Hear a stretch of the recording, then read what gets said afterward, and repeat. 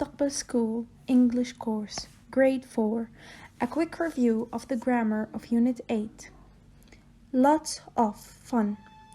Much, many, and lots of, and lot of. We use much, many, lots of, and lot of when we talk about quantity. So we use all of these words when we talk about quantity, when we're talking about how many or how much we have of something. Okay, we use much with uncountable nouns in negative sentences and questions. For example, how much money do you have? Or have you got much money? We use many with plural countable nouns in negative sentences and question. For example, I didn't visit many museums. Did you buy many cars? So, we can use much and many in expression like how much, how many, when we are asking about a quantity of something. These expressions are always followed by a noun. For example, how much food did you eat? How much money do you have? Okay. Now, we use a lot of and lots of with uncountable and plural countable nouns in affirmative and negative sentences. So, we use it in positive and negative sentences and in questions.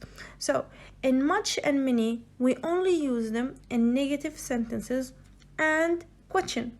Okay? And on the other hand, with lots of and lot of, we use them in affirmative, in other words, positive sentences or negative sentences and questions. For example, we haven't got a lot of time. Tom has got lots of sweets. Now we can briefly talk about the use of some and any. Now, we know we use some with uncountable and plural countable nouns in affirmative sentences. For example, I've got some juice. She have got some bottles of water. Now here we are using some in positive sentences with plural and uncountable noun. In the first sentence we said, I have got some fruit. Fruit is uncountable noun. In the second sentence we said, she has got some bottles of water. Bottles of water is a plural noun. Now, on the other hand, we use any with uncountable and plural countable nouns in negatives and questions. For example, the store hasn't got any plates. Have you got any money? Okay, now again, we say use any with uncountable and plural countable noun, but in negative sentences and in questions. So we use some in affirmative sentence or in other words, positive sentences. Okay. On the other hand, we use any with negative sentences and in question. With this, we have finished our review of Unit 8. Okay, now we will start from new Unit 9 and we will build up each unit this way. رياض المستقبل School English course, Grade 4. Unit 9, page 68. Now I want you all my students to open page 68, something new to watch. Now we will start with lesson 1, words. We're going to listen to each word, point at it and repeat it. But first stop, we will only listen. Okay. 1. Cartoon. 2. Radio. 3. Camcorder. 4. The news. 5. Documentary. 6. channel. 7.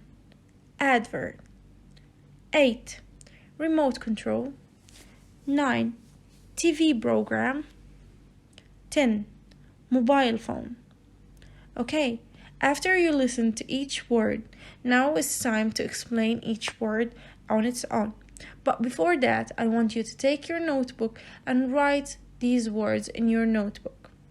Okay, now this will take you only 10 minutes, so you can pause this recording, write them down, and then come back so we can explain each word.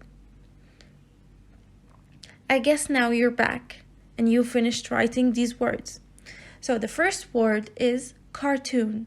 Cartoon is the thing you watch every day on your TV. It's probably your favorite thing to watch. You watch it on channels like MBC3, Cartoon Network. So cartoon is the drawings that are moving in front of you on TV. Now our second word is radio. Radio is a device we use to listen to news, music, and entertain ourselves with different programs. The difference between radio and TV that we can only listen to a radio and we can't watch it. If you don't have a radio at home, you probably have a radio in your car or your parents' car. The third word we have today is camcorder. Camcorder is a device. It's like a camera, but it only takes videos. Okay, so it's a camera that only takes videos. After that, we have the news. The news is a TV show that tells us what's going on in the world and what's going on in our life every day. It's probably the thing that your father usually watch. After that, we have a documentary. So, a documentary is a movie, but it's a different movie. It's probably educational. Do you know what educational mean? Educational mean it gives you actual facts about this word. Documentary is like a true life movie. What do you know what true life mean? True life mean that it's based on something that really happened, and when they are filming it, they are filming real people in it. So that is a documentary. After that, we have a channel. So probably when you are on TV, when you are changing with your remote control in TV, what do you change? You change channels. For example, you are on MBC1 right now, and you change with the remote control and you put MBC3. MBC1 and MBC3 are channels. After that, we have advert. So when you are watching your favorite show and suddenly it stops.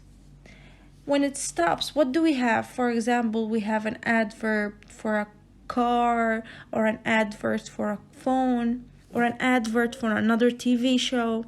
So in the break in your TV show, we have adverts, okay, and it's usually tell us about new products. After that, we have remote control. Remote control is the small device we have with our TVs, so we can change the channels with and raise the volume or maybe turn it down a bit. After that, we have mobile phone. Mobile phone is the device we usually use to call other people. If we're not using it to call other people, we sometimes use it to open the internet. So this is our explanation of each word. Now I'm going to read them again, and you are going to repeat them with me. Okay, the first word. Cartoon. Radio. Camcorder. The news. Documentary. Channel. Advert. Remote control. TV program. Mobile phone.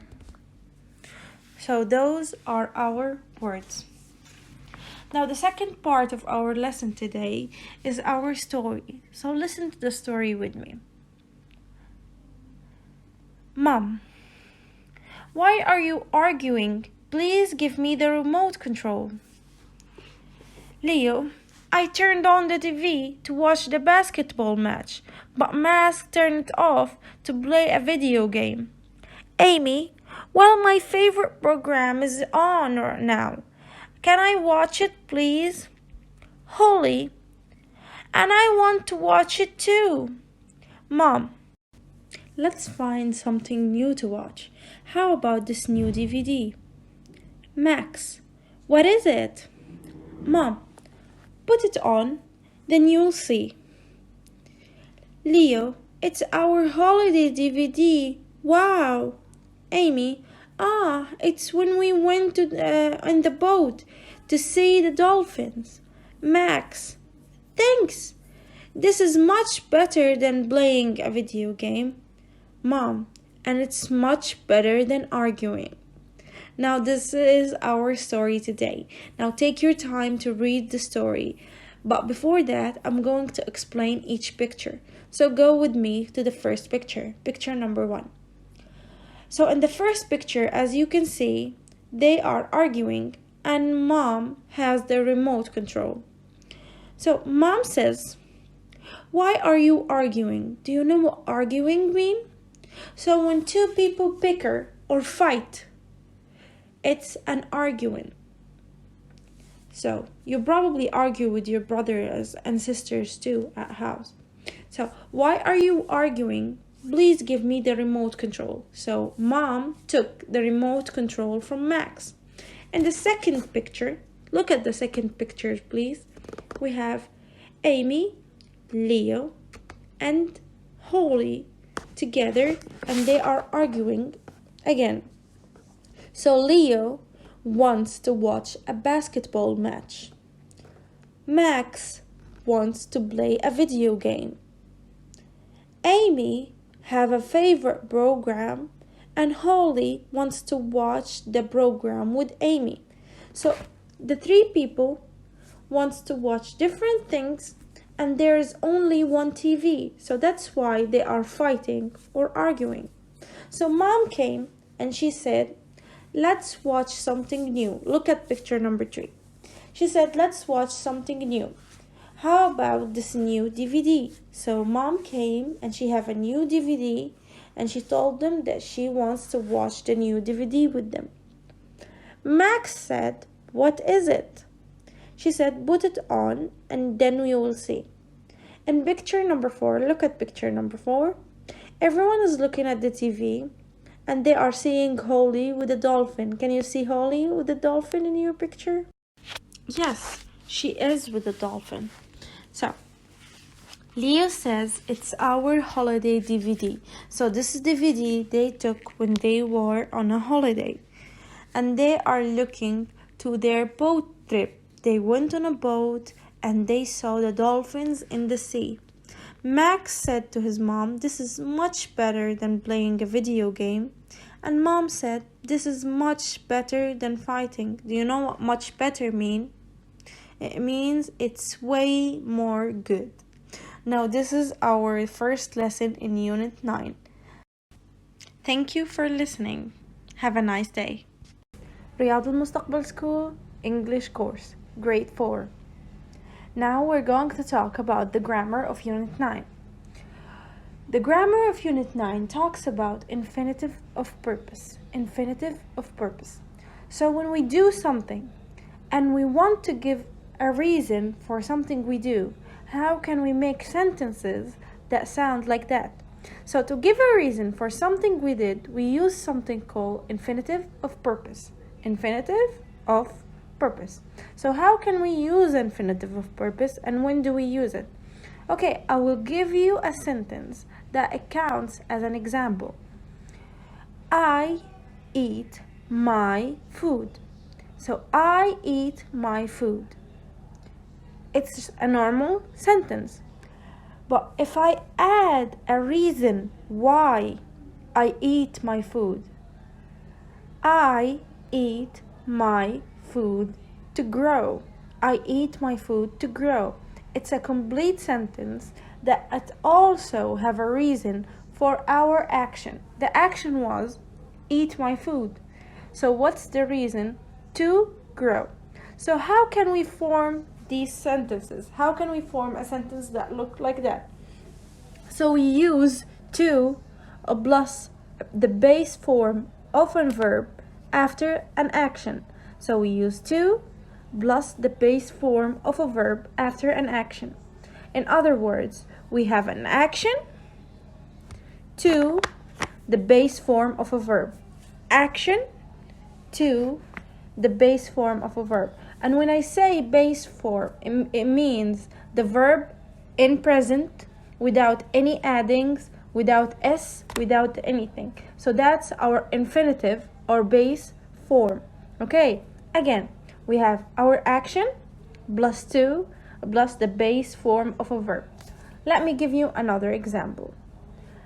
Max wears glasses. Max wears glasses. To see. Max wears glasses. To see. So Max wears glasses is our action. Max wears glasses is our action.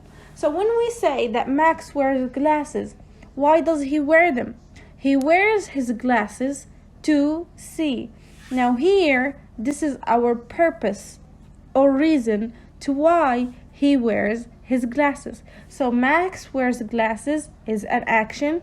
To see is our reason for the action. Another example, we took the cat to the vet. We took the cat to the vet. Okay, so we took the cat to the vet. To heal it. To heal it. Here, our action was we took the cat to the vet. The action was that we took a cat to the vet. So when we want to give a reason to our action, we added to heal. We add to plus a base form of a verb, heal, the base form of the verb heal. So we took the cat to the vet is our action. To heal it was our purpose. Now your homework is for me to give me 4 sentences of this kind of sentences.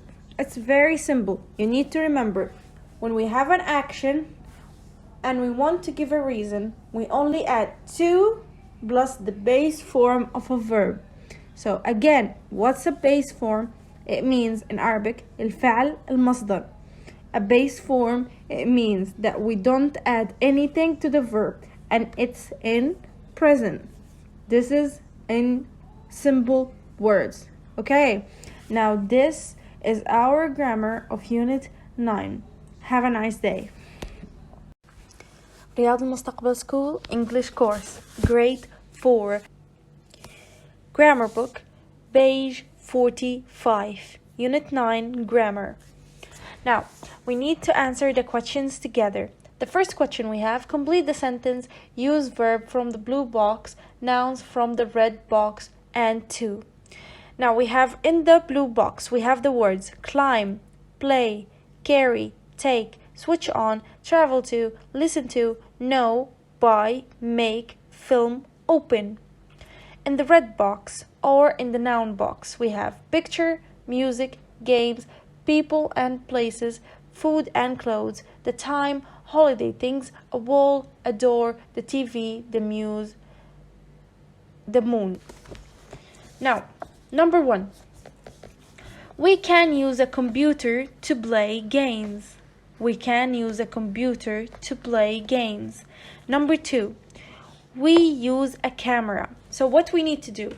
After each first part, we need to use to. We need to use to and then finish the sentence. We use a camera to take pictures. To take pictures. Number 3. We use a rocket to travel to the moon. To travel to the moon. Number 4. We use a suitcase to carry holiday things. We use a suitcase to carry holiday things. Number 5. We use a clock. We use a clock to know the time. to know the time. Number 6, we use money to buy food and clothes. We use money to buy food and clothes. 7, we use a remote control to switch on the TV. We use remote control to switch on the TV. Number 8, we can use a radio to listen to the news. Number 9, we use instruments to make music. Number 10, we use a camcorder to film people and places. 11, we use a key to open a door. 12, we use a ladder to climb a wall. Now question number 2. Write the words in the correct order to make a sentence and a question. Number 1. Upstairs, Teddy to her room, Molly went. Now we will take these words and we make a sentence using the rule we used in question number 1. Number 1. Molly went upstairs to Teddy her room. Number 2. Dad to the petrol station, some petrol went get to. The answer is Dad went to the petrol station to get some petrol. The answer of number 2 again. Dad went to the petrol station to get some petrol. Now number 3. Go can to the zoo, the animals to we see. The answer, can we go to the zoo to see the animals? Now we turn this into a question because we have a question mark in the words. Now we have number 4. To the hospital. Get to, he turned left. The answer, he turned left to get to the hospital. Number 5. Some dolphins we the zoo to see visited. The answer, we visited the zoo to see some dolphins. We visited the zoo to see some dolphins. Number 6. People write the alphabet to words use. The answer, people use the alphabet to write words. Number 7. Walked, watched to the park, Kate the fireworks too. Kate walked to the park to watch the fireworks. Number 8. The food make mom to bought a picnic. Mom bought the food to make a picnic. Now those are the answers of page 45 grammar book. رياض المستقبل School English Course Grade 4 Grammar Book page 46. Now open page 46 on your grammar book and let's talk about it together. Here on page 46 we have how often, adverbs of time.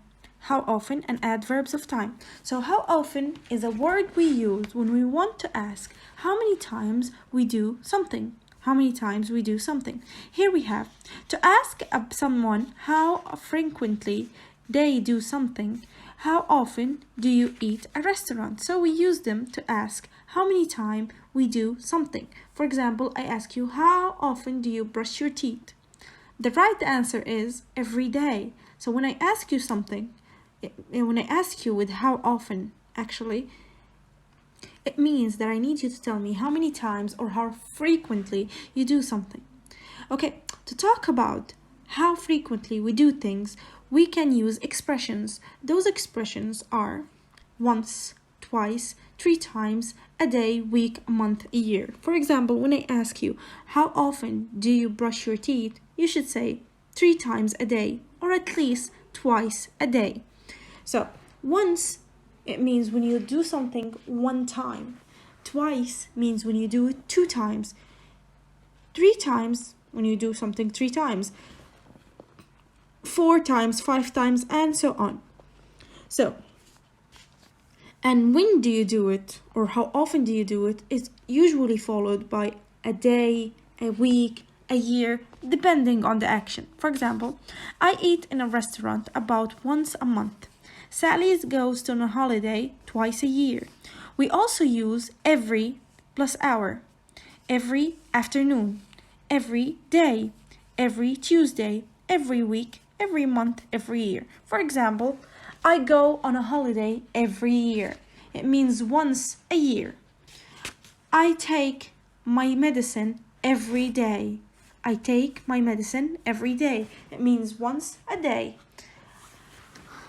I sleep in my room every night. I sleep every night. It means once a night, or do something every night.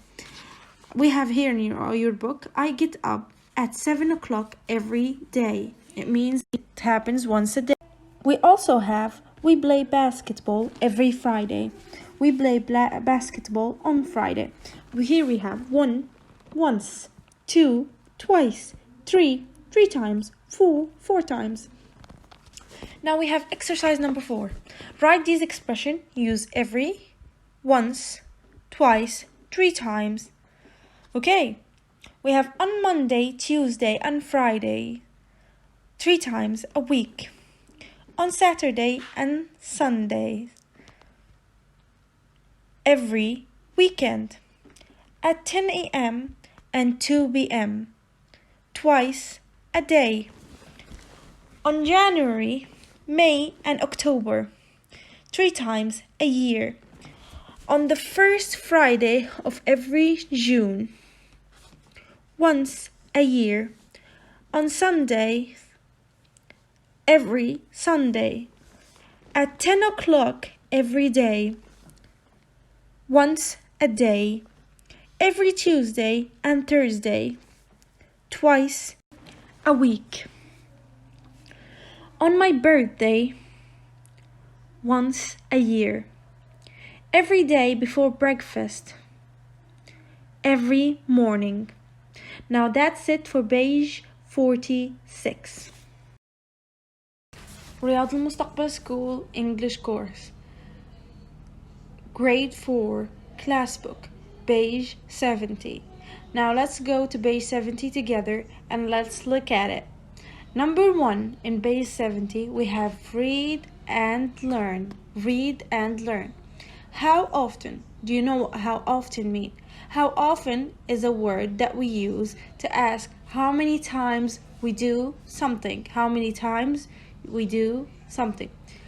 Now, the first example we have in this page is how often do you watch TV? How often do you watch TV?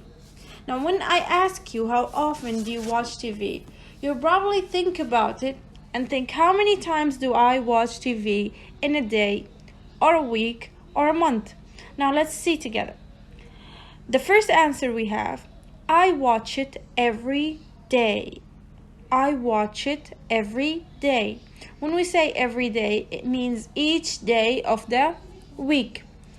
Example number 2, we have I watch it 3 times a week.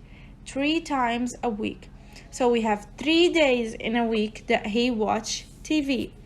The last example, I never watch TV. We haven't got one. I never watch TV. It means that he doesn't watch TV because he doesn't have a TV at his home. He doesn't watch it. He never watch it because he doesn't have it. Okay. Now, when we ask with how often, we supposedly ask about how many times. We are also asking about how we do it repeatedly. Now let's look at the other light blue box in front of us. We have an example. I watch a documentary once a week. I watch a documentary once a week. I buy a new CD twice a year. Now, looking at these examples are different because these examples tell us how many times exactly do we do something. Once means one time. Once means one time. Now let's look at the box at the bottom. Once means one time, like the number we have next to it. Twice, it means 2 times. It can be twice a year, twice a month, twice a week. Twice means 2 times. Three times means that we do it 3 times a month, 3 times a year, 3 times a day. It depends on the sentence. 4 times and etc. 5 times, 6 times, 9 times, 10 times. It depends on the sentence. But when we use a number, we usually say once a week, twice a week, 3 times a week, or 4 times a week. But when we don't do something at all, we never do it, we zero, it never happened, we use never. I never watch TV. I never watch a documentary. I never buy a new CD. I never use my phone. Never. Zero. It never happens. Okay? So, when we do something one time, we use once. When we do something 2 times, we use twice. When we do it 3 times, we say 3 times. When we do it 4 times, we say 4 times. And when we never do it, zero. When we don't do it, we use never. Okay, now let's jump to 4. Listen and sing. Now let's jump to exercise number 4. Listen and sing. The song is How Often. The song is How Often. I'm going to read the song and then you're going to read it after me. How often? How often do you watch cartoons? 3 times a week. 3 times a week. I watch cartoons 3 times a week. How often do you watch a film? Once a week. I watch a film once a week. How often do you go to the beach? Twice a year. How often do you see your friends? Every day. Okay, now we read the song. Now it's your turn to read after me. How often? How often do you watch cartoons? 3 times a week. 3 times a week. I watch cartoons 3 times a week. How often do you watch a film? Once a week. I watch a film once a week. How often do you go to the beach? Twice a year. How often do you see your friends? Every day. Now this is our lesson for today. Have a nice day.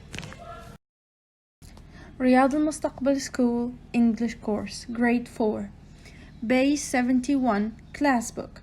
Today we have a phonics lesson. Phonics and spelling lesson. Now let's look at Base 71. Number 1 in Base 71 is listen, point and repeat. Listen, point and repeat. First of all, I want you to listen to me and then we are going to listen and repeat together. Now listen to me. We have next to the first picture we have mother, mother, father, father, September, September. Now next to the second picture we have visitor, visitor, doctor, doctor, actor, actor. As you can see, we have 2 different letters that we are going to talk about today. Actually, letter combination we're going to talk about today. The first letter combination is E-R. E-R. Now, listen and read after me. E-R, mother. E-R, mother. E-R, father. E-R, father. E-R, September.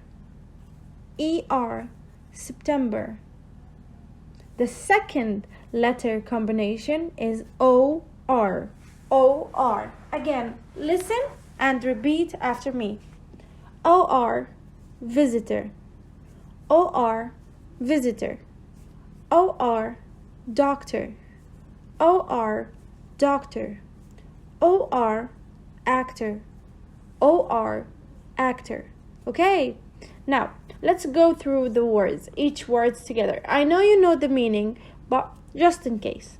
So what does a mother mean? Mother is your mom. Okay, mother is your mom, the one who had you, who raised you. The second word we have, father. Father is your dad. Father is your dad, your papa. After that, we have September. September is the 9th month. The month we are in now. If you are listening to the recording now. The second combination of words we have visitor. The first word is visitor. Visitor is someone coming to our house. We say he's a visitor. After that, we have a doctor. Doctor. Doctor is a person we go to when we are sick. After that, we have an actor. Actor. Actor is someone performing in a movie or a play, and he's doing a character. After that, we have listen and read. Number 2, listen and read. In page 71. We are still in page 71. Listen and read. You're going to listen to me, and then also you're going to listen and repeat after me. In September, I will have a new teacher at school. Her name is Mr. Butler. Number 2. When we have a visitor, my mother and father prepare a fantastic dinner. Number 3. My older brother is an actor. He will be in a play in October. In the play, he is a doctor. Okay, you listen to me. Now let's listen and repeat. We are going to listen and repeat. In September, I will have a new teacher at school. Her name is Miss Butler. 2. When we have a visitor, my mother and father prepare a fantastic dinner. My older brother is an actor. He will be in a play in October. In the play, he is a doctor. So in picture number 1, look at the picture. So the boy in the picture is talking about the start of school. When does the school start? It starts in September. Okay, so he said in September he will have a new teacher. Her name is Mrs. Butler. In picture number 2, we have a mother and a father cooking, actually preparing food. Okay, so he said that when they have a visitor or someone is coming to their house, his mother and his father cook a fantastic dinner, a very delicious dinner. Number 3, my older brother is an actor. He says his older brother, he's an actor. He will be in a play, so he's going to be acting on a theater in October. In the play, it means the character that he's playing in the play is a doctor. Okay, now your homework regarding these words is to circle any words that have ER or OR. I'm only going to help you with number 1. The rest you will have to do it alone. So number 1, under picture number 1. In September, we already have a circle around September.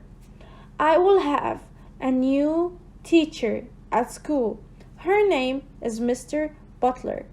So, a new teacher at school. Do we have any words that ends in ER or OR?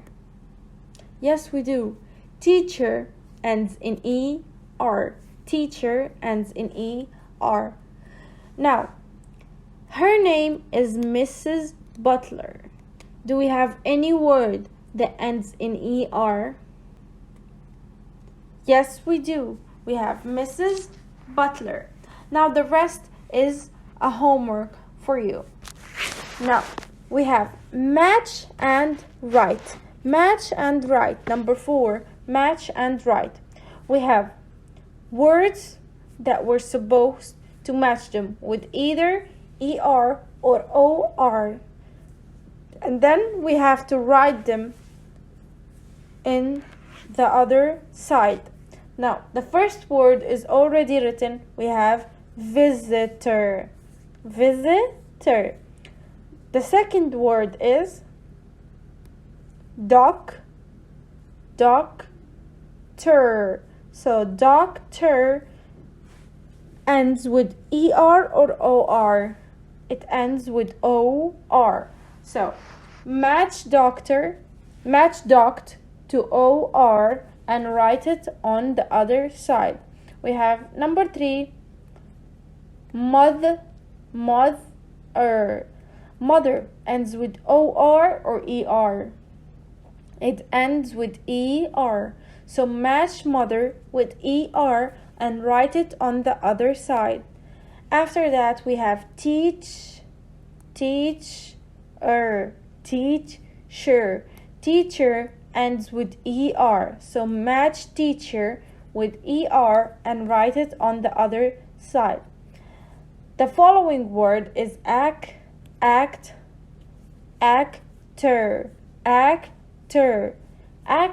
ends with OR. So match actor with OR and write it on the other side. The last word is December. So December ends with ER or OR. It ends with ER. So match December with E to ER and write it on the other side. Now that's it for our phonics and spelling lessons for today.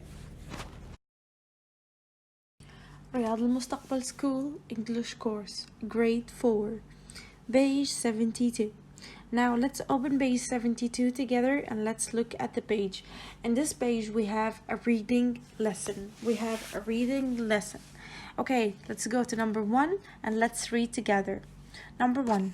Which TV program would you like to watch and why? Which TV program would you like to watch and why?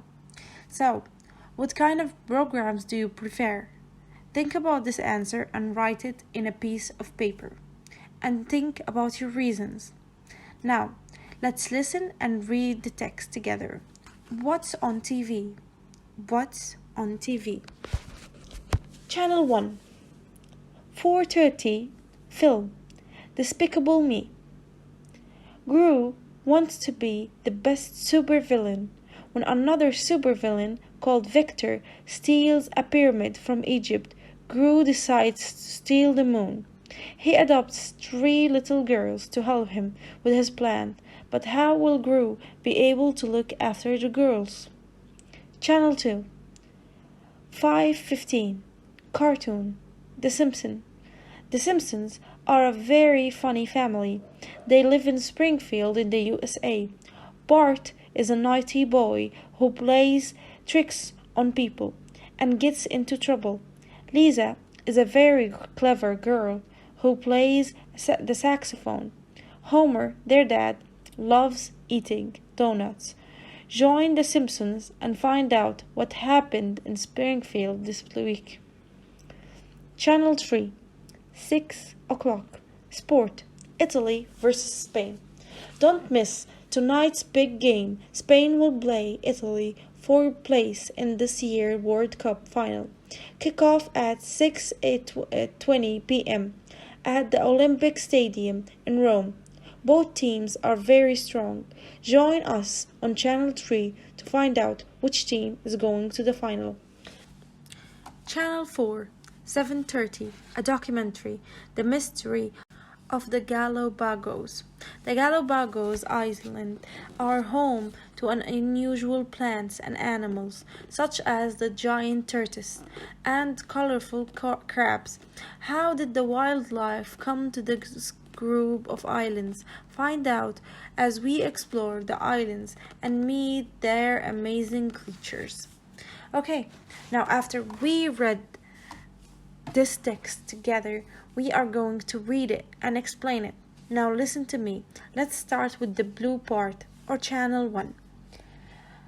As we said, at 4:30 p.m. This is a channel guide. Do you know what a channel guide mean?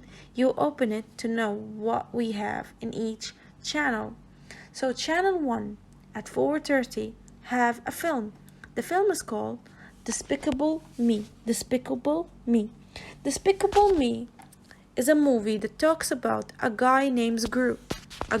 This guy wants to be a supervillain. Supervillain mean the most powerful bad guy, the most powerful evil guy. So, when another supervillain steals the pyramid from Egypt, he steals a whole pyramid. Do you know what pyramid is? Haram from Egypt. Of course you know what Egypt is. Gru decides to steal the moon. Gru decides to be the best super villain, and he decides to steal a moon. Do you know what the moon means? The moon that we have at sky in the night time.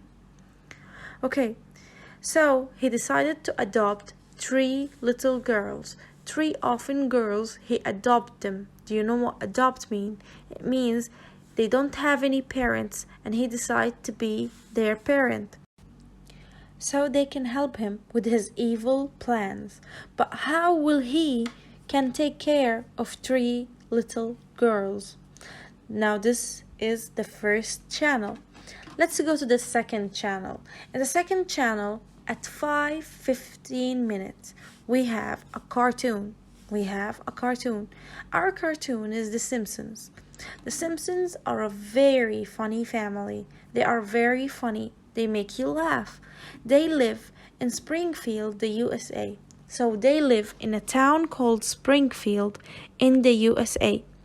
Bart is the boy in the family. He is a very naughty boy. It means he's very bad and he doesn't listen to his parents. Who plays tricks on people? He always loves to prank people and play tricks on them. He's very naughty and gets into trouble. He's always into trouble. Lisa, his sister, is a very clever girl. Lisa is a very clever girl. She's very, very smart. Who plays the saxophone? She plays an instrument called the saxophone. She makes music with it. Homer, their father, loves eating. He loves eating, especially donuts. Do you know donuts? The circle cakes that you fry them, they are very yummy. You should try them. Okay, so he loves eating donuts.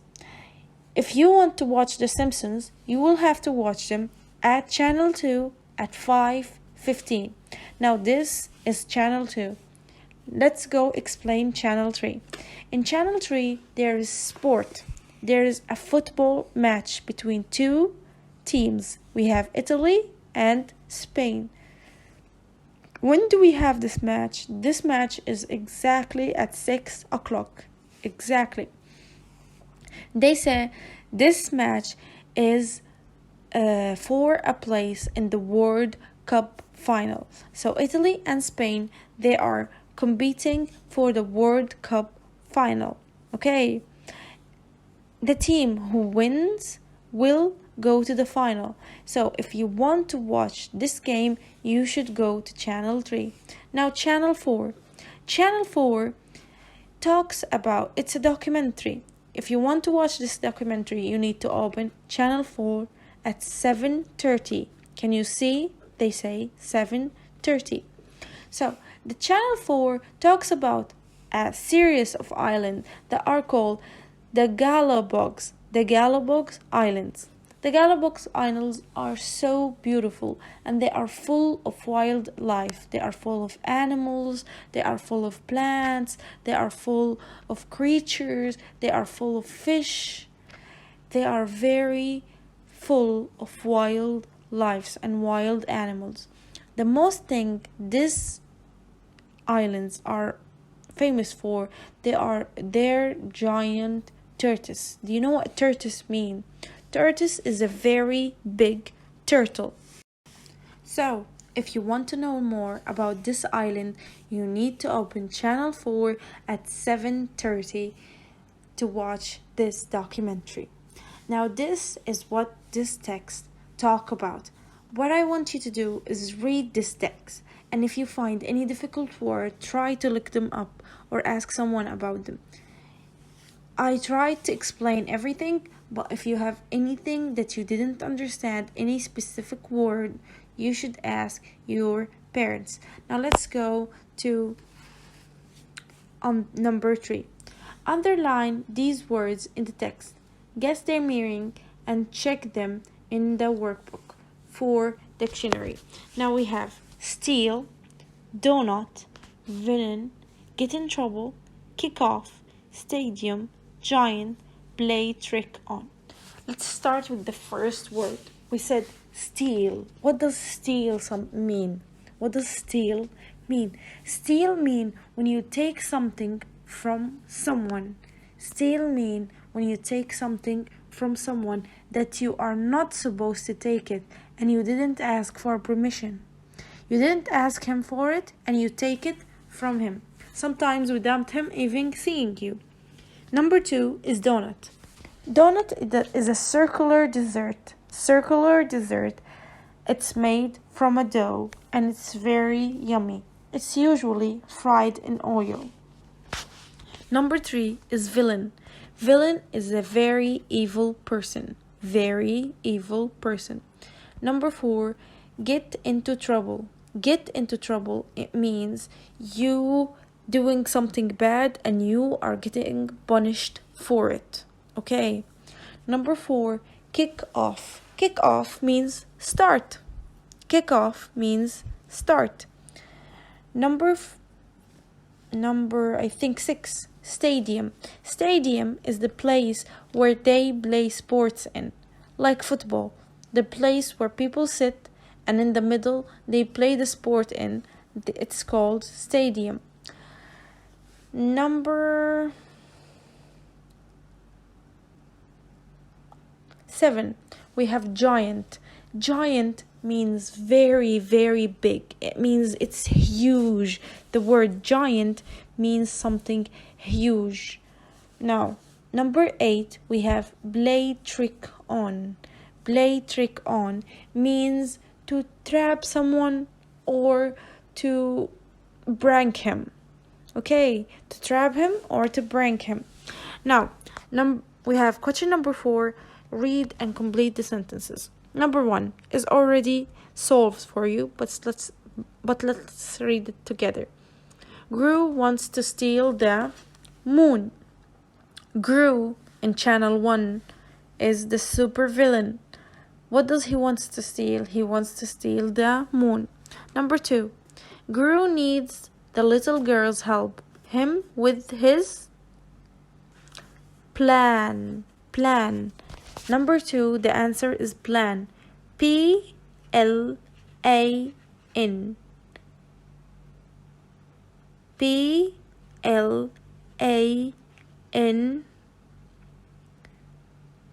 Okay. Now number 3, Lisa Simpson plays the saxophone. She plays the saxophone. Saxophone is SAXOPHONE.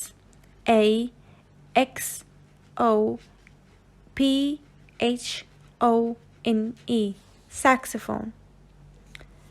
Homer Simpson is Bart and Lisa's part and Lee says father. Number 5. The match starts at. The match starts at. The match starts at 6:20 p.m. 6:20 p.m. So it starts at 6:20 p.m. Number 6. The Galapagos is a group of islands. ISLANDS.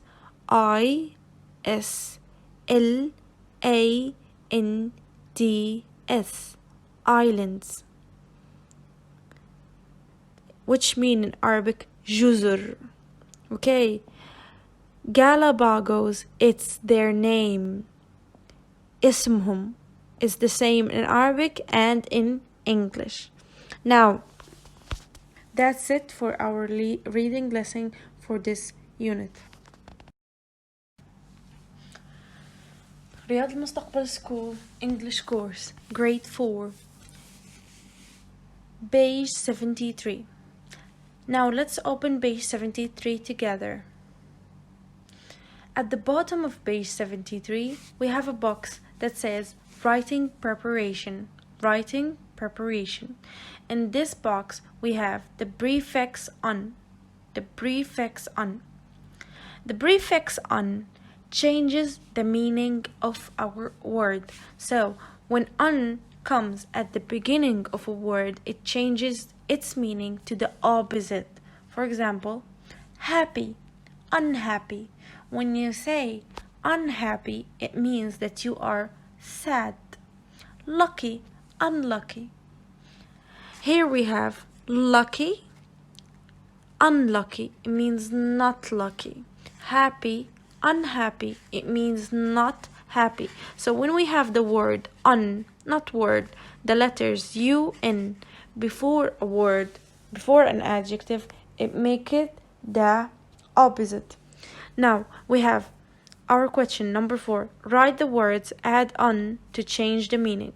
Number 1, happy, unhappy. Number 2, friendly, unfriendly. The answer is unfriendly. Add un at the beginning of friendly. Number 3, well, unwell. Add un at the beginning of well. On number 4, we have safe, unsafe. Number 5, we have clean, unclean. Number 6, we have comfortable, uncomfortable. Number 7, we have kind, unkind. Number 8, we have popular, unpopular. So, the letters un, when they come before a word, they make the meaning the opposite. For example, they make it negative. For example, happy, unhappy. When I say I'm unhappy, means I'm sad. Comfortable, uncomfortable. Uncomfortable means that it's not comfortable. That it makes the meaning the opposite. Now that's it for our writing preparation lesson for today. Have a nice day. رياض المستقبل School English course grade 4 class book page 76. Now we have review question in page 76. We're going to read the questions and answer them together. We have question number 1. Complete the crossword. We have down number of pictures. We have 1, 2, 3, 4, 5, 6, 7, 8 pictures, and we have a map in the middle. I will read the words for you with their numbers. We have number 1, passenger. We have number 2, stadium. We have number 4, suitcase. We have number 5, ticket. We have number 6, passport. We have number 7, newspaper. We have number 8, astronaut. So the 8 words are, again, passenger, stadium, suitcase, plants, ticket, newspaper, passport, astronaut. Okay, now question number 2. Right, we have words in the box. The words are channel, program, camcorder, the news, cartoons, documentary. Now let's start reading and then we will fill in the gaps. I sometimes watch cartoon after school. Before I do my homework, I love Bugs Bunny, but my favorite space is a quiz show on Saturdays. When it's finished, my sister changes the space to watch her favorite program. It's a space about life in space. Sometimes on Saturday evening, my family and I watch a film together. My dad took his space on holiday, so last Saturday we watched a DVD of us. It was a good fun. Then my parents watched Space. They watch it every evening. Again. Now I'm going to read and then answer the space or fill in the gaps for you. Again, I sometimes watch cartoons after school. Before I do my homework, I love Bugs Bunny, but my favorite space. Here the answer is program. My favorite program is a quiz show on Saturdays. When it finishes, my sister changes the space. Here we have channel. My sister changes the channel to watch her favorite program. It's a space about life in space. The answer is documentary. It's a documentary about life in space.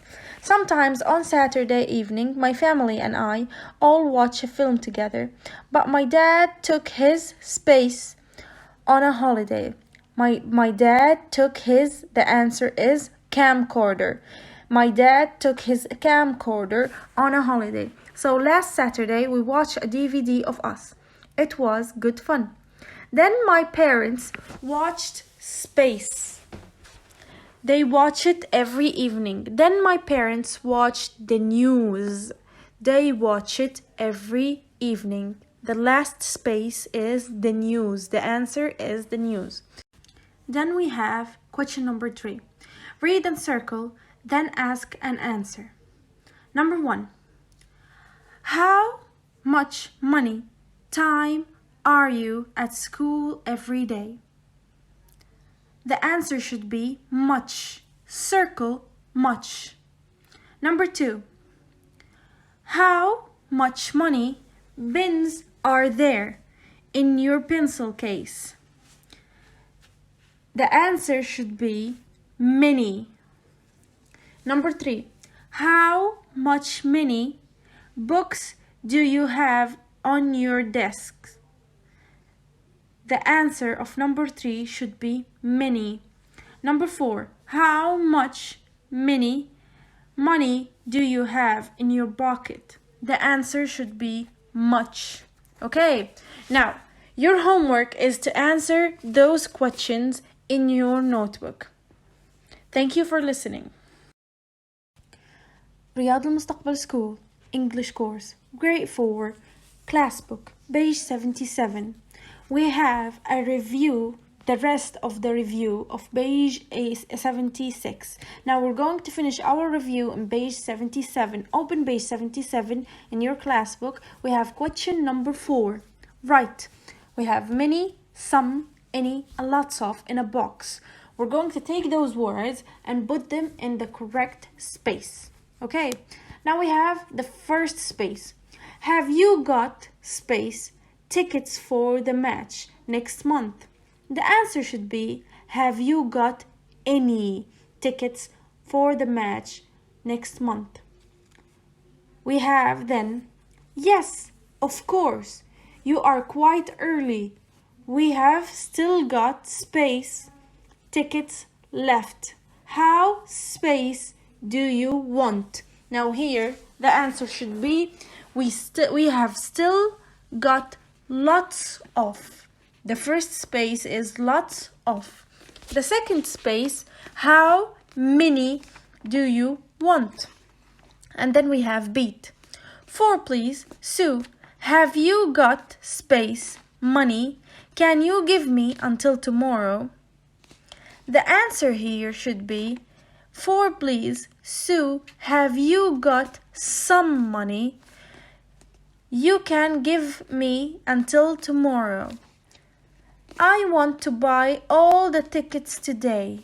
Sue, sorry, Beat, I haven't got any. I haven't got any money. The answer number 5 is any. Today, but we have got lots of time. Let's come back tomorrow. Beat, okay, thanks. Now we have question number 5. Write will or want. Let's go through them together. Number 1. When I grow up, I won't have to go to school every day. But I, space, have to go to work.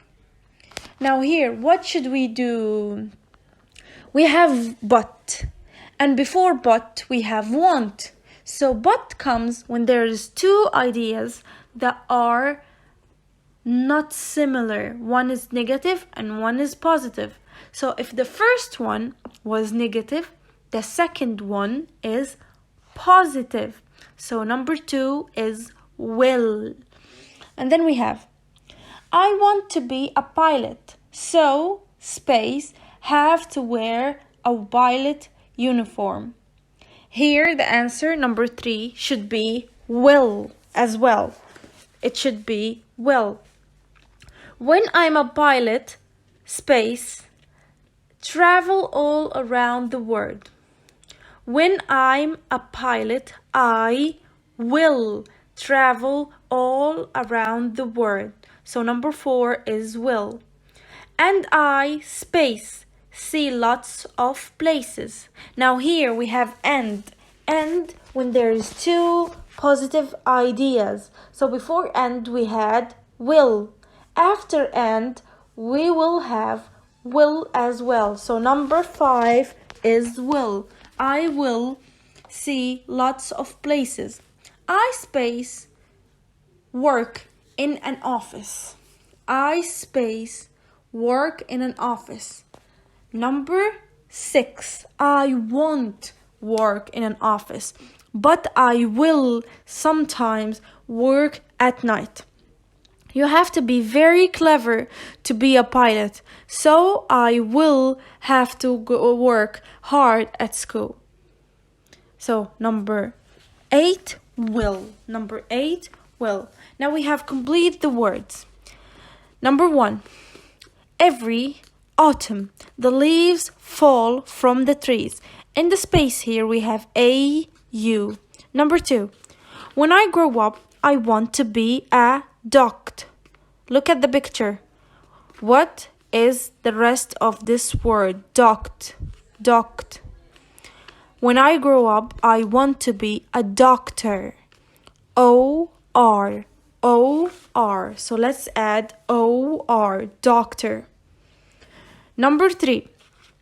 For my birthday, I got a jigsaw puzzle. There's a space. What should we put in the space? For my birthday, I got a jigsaw puzzle. In jigsaw, we have A-W. So in the space, write A-W. Number 4. I get up every morning at 6:05. What should we write in the space? I get up every morning. So in the space, we should write O-R.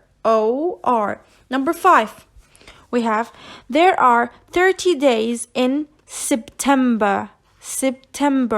So in September, we have E-R at the end. So number 5, the space have E-R. Now the last picture, number 6.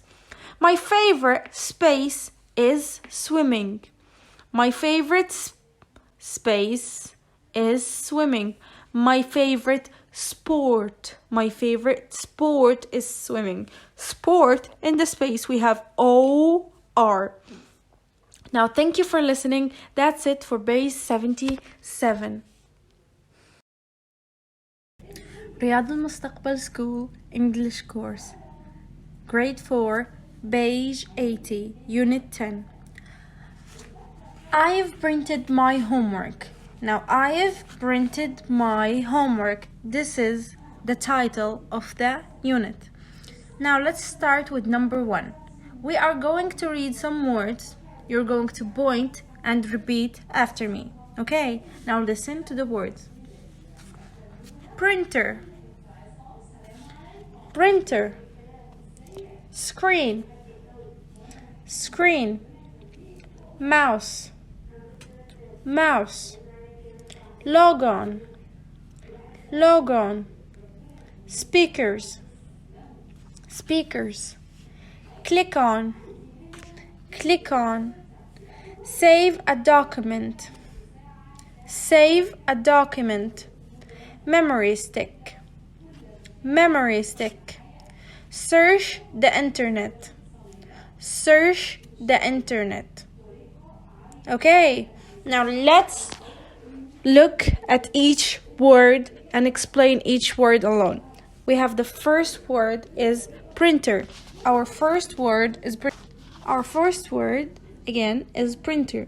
As you can see at the picture, printer is a device we use to print papers from our computer. So we have a paper we need from our computer. We use a printer to put our words or pictures in a paper.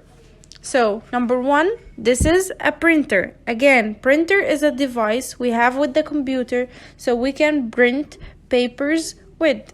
Number 2, we have a screen. Screen. Screen is the monitor we have in our computer that we see pictures on.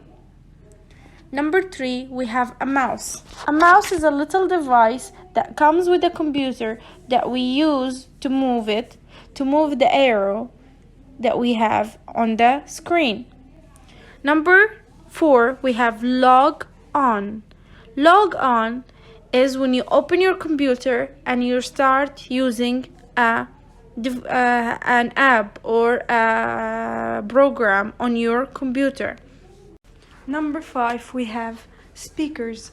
Speakers are little devices we use with our computer to make sounds. We use them to make sounds so we can hear what's going on in our computer.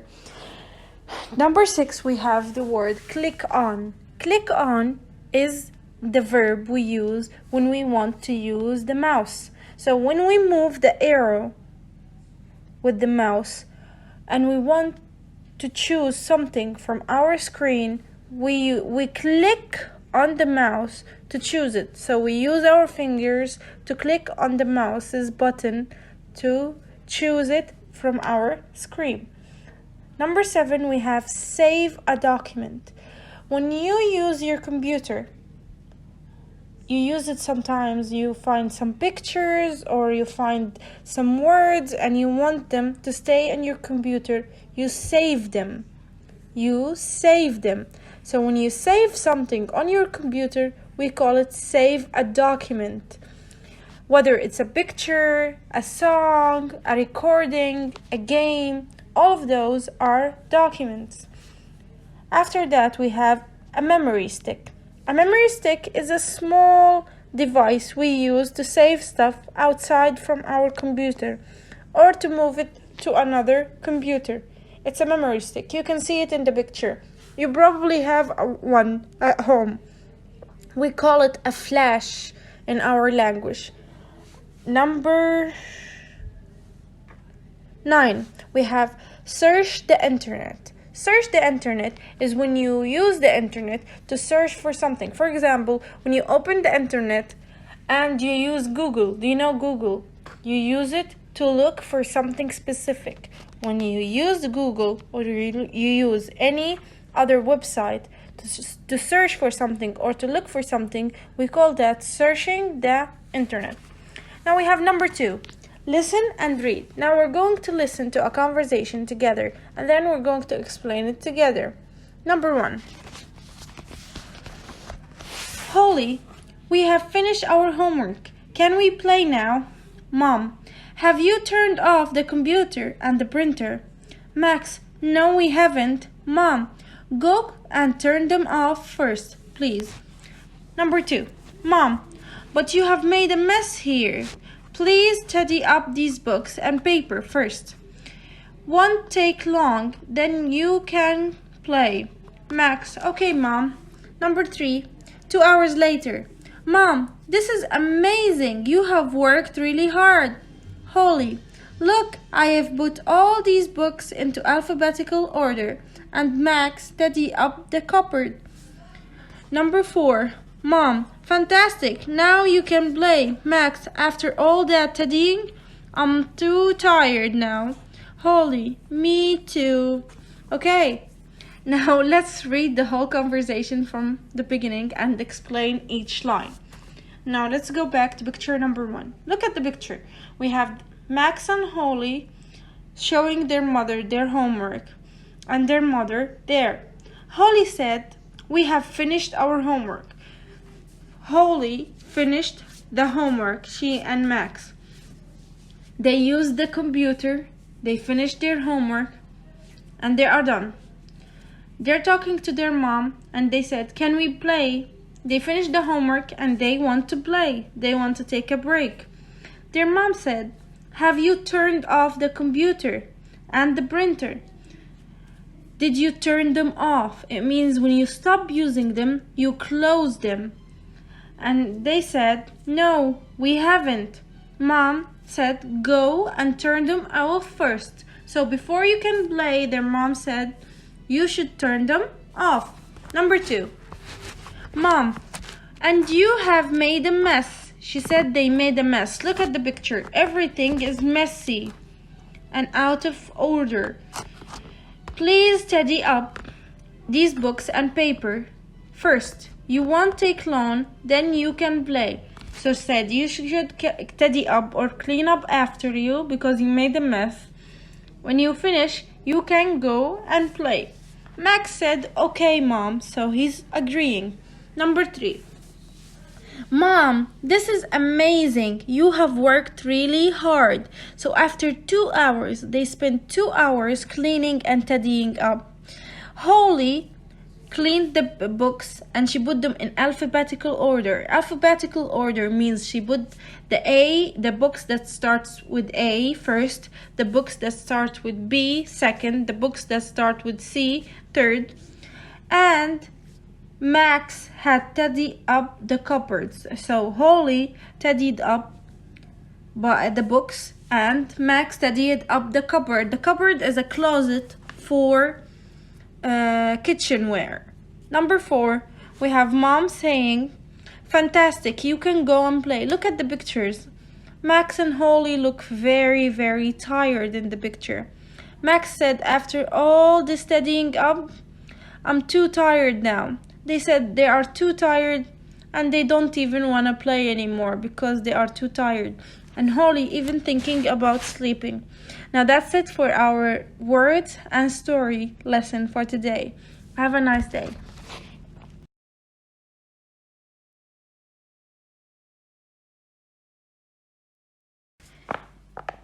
رياض المستقبل School English course Grade 4 Grammar of Unit 10. In Unit 10 we are talking about present perfect.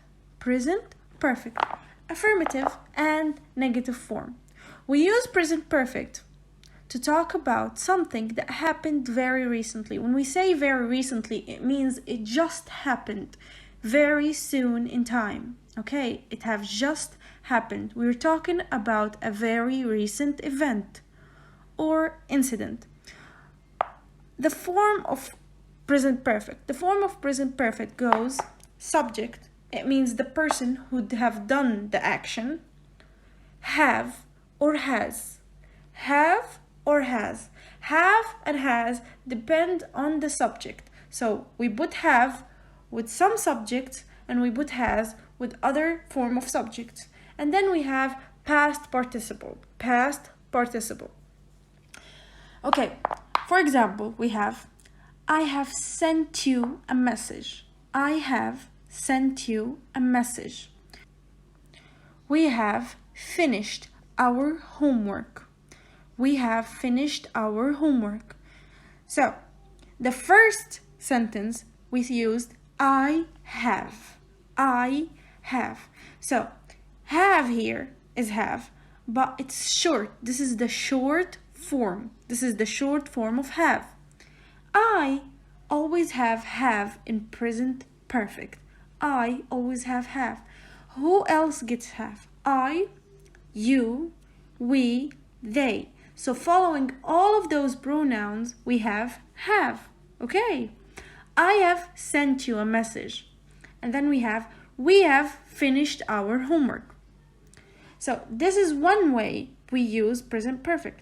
We also use it to talk about an action in the past that is still true now. For example, when something that happened in the past, but it's still a fact, it's still true. For example, when we say, it's very clean in here.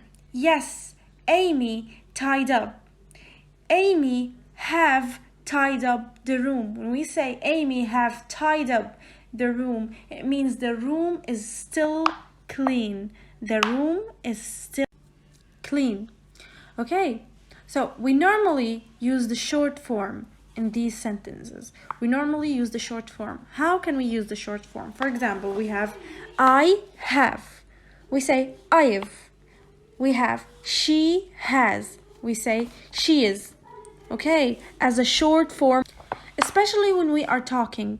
When we talk in conversation, we use the short form more. So, we always use present perfect with past participle verbs. So past participle verbs are very similar to the verbs we have in past simple. We add ed, but in past simple we have irregular verbs, and irregular verbs don't have ed. So irregular verbs in past participle are different. For example, we have do turns into done. Do, done. Have turns into had. Be turns into been. Go turns into gone. Okay. Go turns into gone. So irregular verbs are totally different in past participle. Okay. Now we have negative sentences. How can we make negative sentences in past participle? How can we make negative sentences in past participle? Negative sentences are super easy. We use haven't and hasn't. For example, with I, you, we, they, as we said, we use have. We use have. So in negative sentences, with I, you, we, they, we say I haven't. I haven't. Again, I haven't finished my homework. They haven't finished their homework. We haven't finished our homework. You haven't finished your homework. So with I, again, you, we, they, we use have. We use have. Have finished, haven't finished in negative sentences. And then we have he, she, and it. With he, she, and it, in affirmative sentences, we say she has finished. She has finished. But in negative sentences, as we said, we use hasn't. So in negative sentences, we say she hasn't finished. She hasn't finished. With he, we say he has. He has. He has finished. But in negative sentence, we say he hasn't finished. He hasn't. As we said, one more time, we use hasn't in negative sentences. We use hasn't with negative sentences, with he, she, and it. Now it. In In affirmative sentences, not really positive, in affirmative sentences, we say, it has finished. It has finished. This is an affirmative sentences. But in negative sentences, we say, it hasn't finished. It hasn't finished. Again, with he, she, and it, we use has. In negative form, hasn't. With I, you, we, they, we use have. In negative form, haven't. Again, let's go through the form one more time. So our form for present perfect is the subject. It means the doer of the action. And then we have has or have. As I said in the beginning of the recording, with some subjects we use have, and with some subjects we use has. As I said again, with I, you, we, they, we use have. With he, she, it, we use has. And then we have verb in past participle. Verb in past participle are the same as verbs in past simple with ed verbs. So if a verb in past simple ends in ed, it means it's the same in past participle. But if it's an irregular verb, it means we should change the verb. Okay? Now that's it for our grammar of Unit 10. Thank you for listening. رياض المستقبل School English Course. Grade 4 Grammar Book, page 50. Now open page 50, we have Unit 10. I have done my homework. Now I have already explained Unit 10, but I want you to listen to me more. Here we have present perfect, affirmative, and negative. We have a box. Let's look at the box together. Here we have I, you, we, you, they. The affirmative is have finished. The short form is have finished. The negative, haven't finished. Then we have she, he, it. She, he, it. With she, he, it, in present perfect we have has finished, has finished, hasn't finished. Now, let me repeat for you. When do we use present perfect? We use present perfect to talk about something that happened very recently. For example, we have, I have sent you a message. We have finished our homework. So when I say this, it means that something happened right now in a very recent time. Okay, we also use present perfect to talk about actions in the past that are still true now. For example, I cleaned the kitchen. The kitchen is still clean. So when I say the sentence, I say, I have cleaned the kitchen, because the sentence is still true. Our example here is, it's very clean in here. Amy's tidied up. Amy has tidied up. We normally use the short form, especially in conversation. We normally use the short form with something I have told you when I have explained this grammar lesson before. Now, let's look at number 1 at the bottom of the page. We have some questions. Question number 1.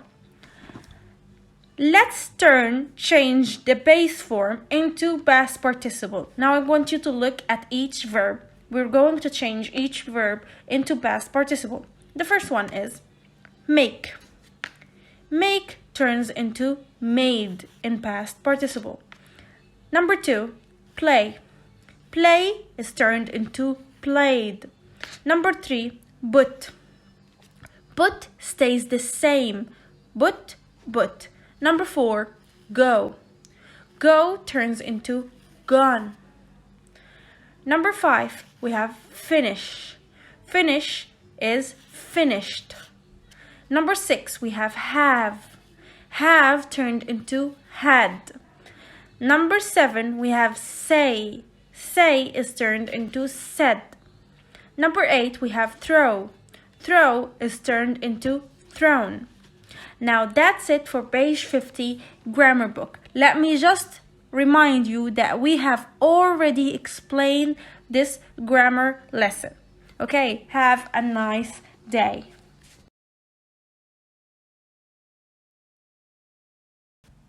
رياض المستقبل School English Course, Grade 4, Grammar Book, page 51. Now open page 51 and let's answer the questions together. Now those questions are about present perfect, affirmative, and negative. We have already explained the lesson, so let's answer the questions. Again, page 51, Grammar Book. Now children, the first question is, complete the sentence, use the present perfect and a verb from the box. We have the verbs teddy, do, write, catch, make, throw, win. Number 1. That boat has sailed all around the world. Okay. Number 2. Amy's made her bed. The answer is has made. The short form is his made. Apostrophe S, made. Her bed. Amy's made her bed. Now number 3. Judy and Carrie have tidied their room. The answer is have tidied, short form. Number 4.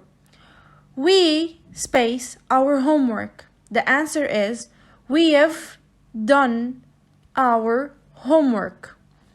Number 5. Harry and Ollie have caught a big fish.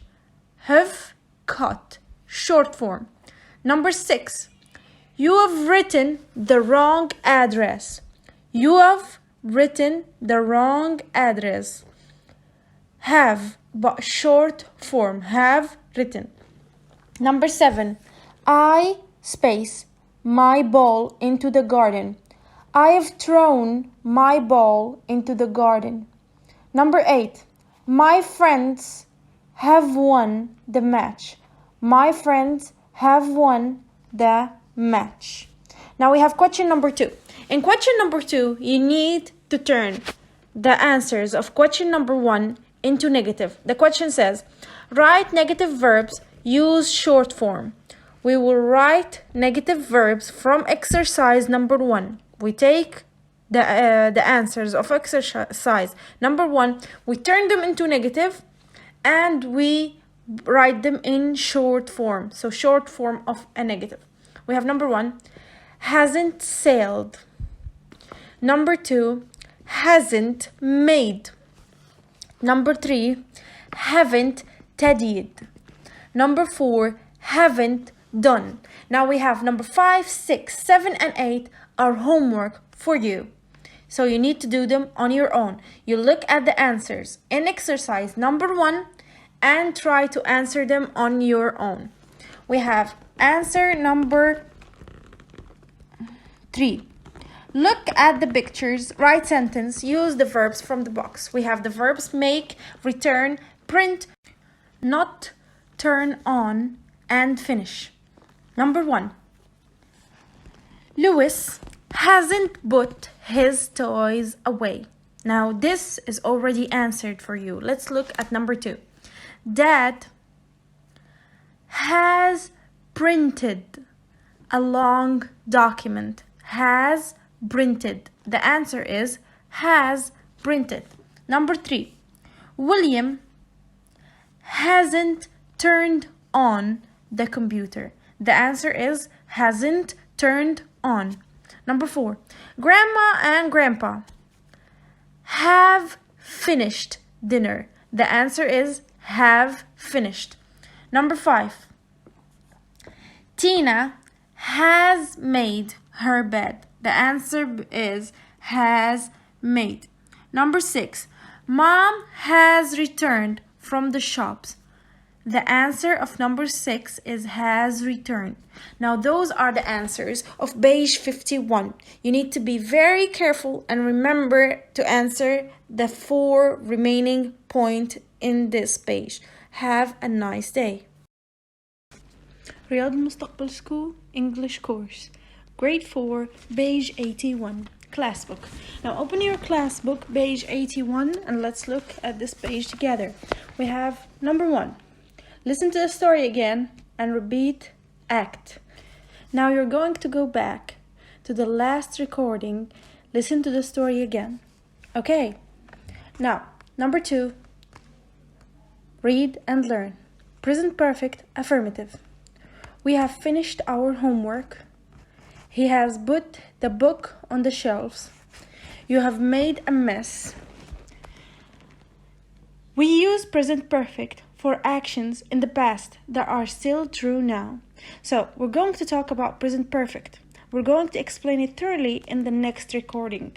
But I want you to understand one thing. In present perfect, we use have plus past participle. Have plus past participle, like we have in our sentence here.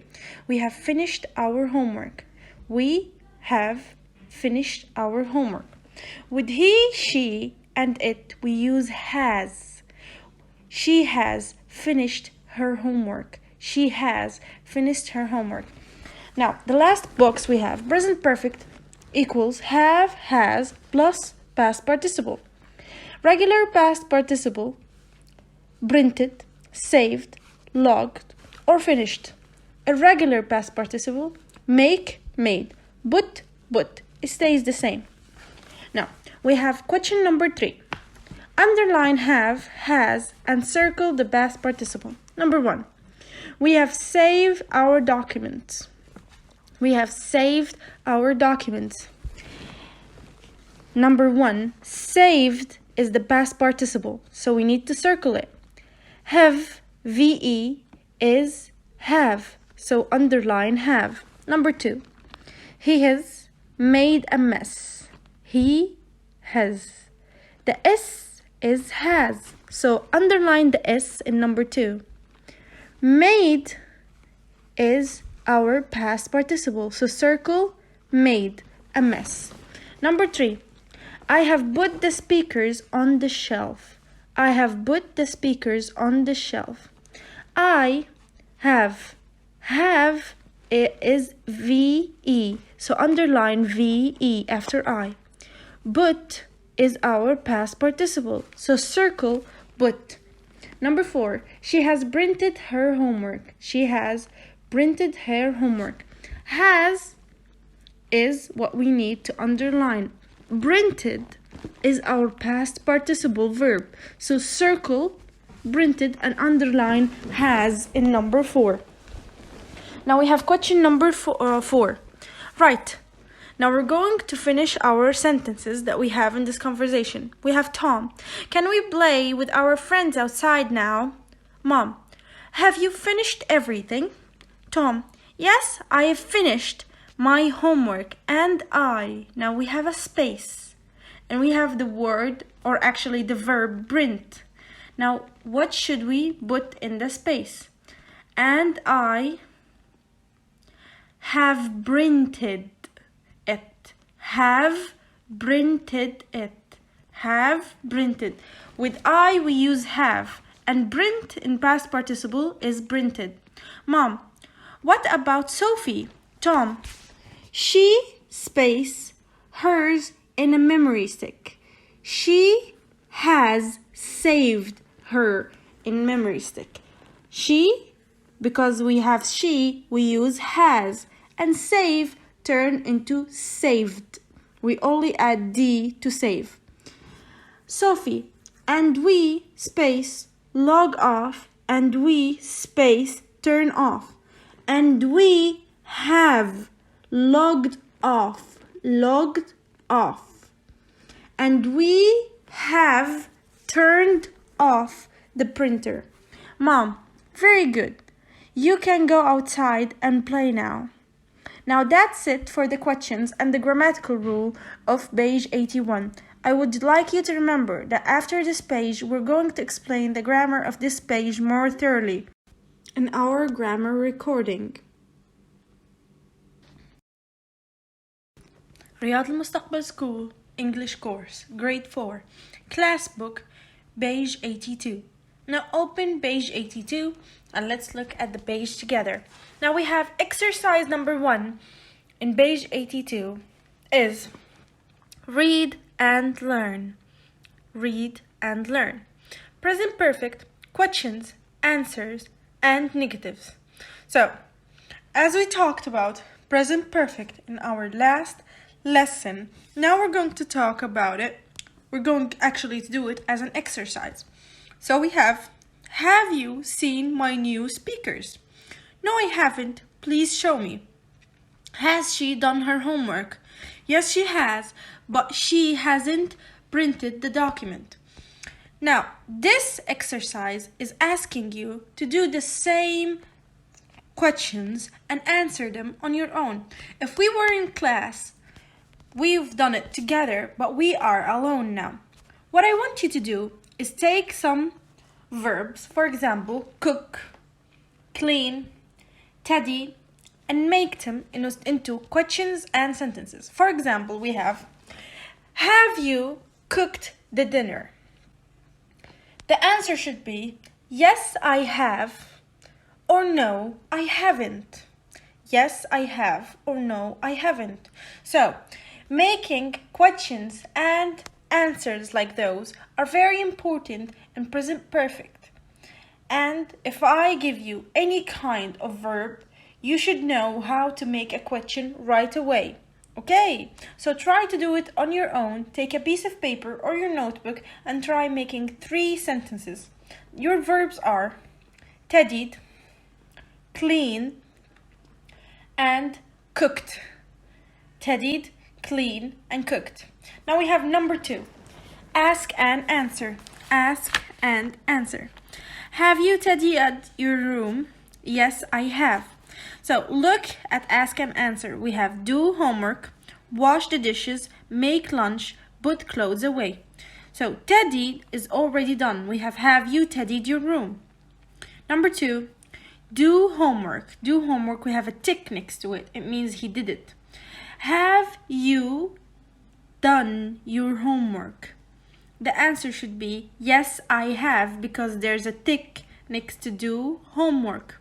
After that, we have wash the dishes. The question should be, have you washed the dishes? There's a cross next to it, not a tick.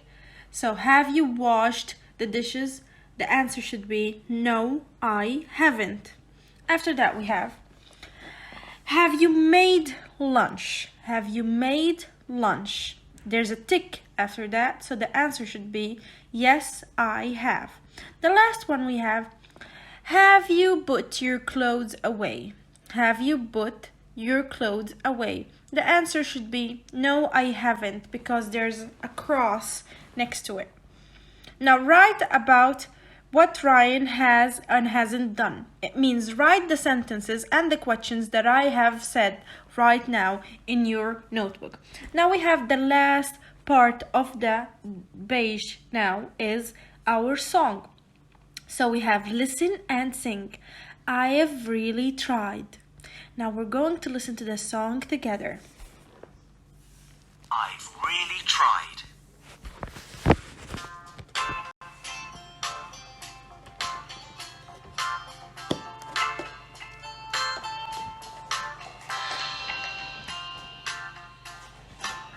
I've tried to print my work. I've turned the printer on. There's paper in the printer, but something's wrong. Have you saved your work on a memory stick? Have you moved the mouse and remembered to click?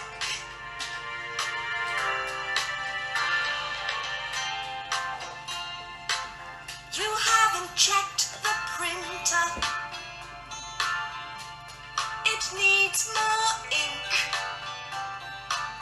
Look at the ink bottle. Can you see it blink? I tried to print my work, but something was wrong.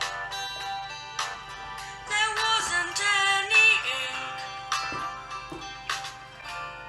and that was what was wrong.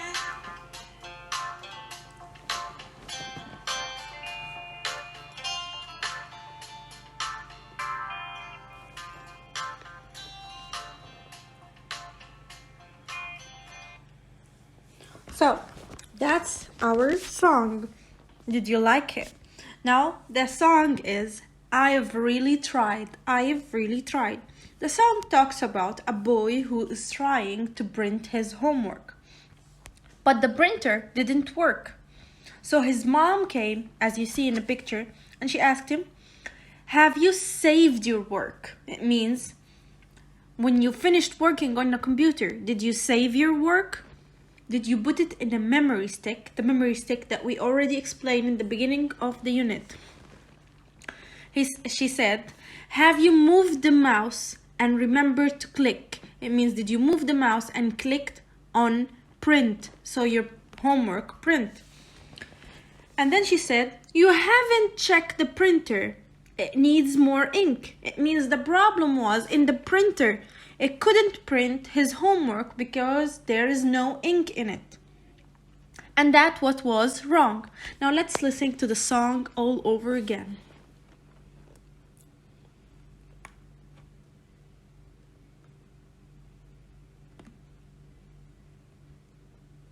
I've really tried.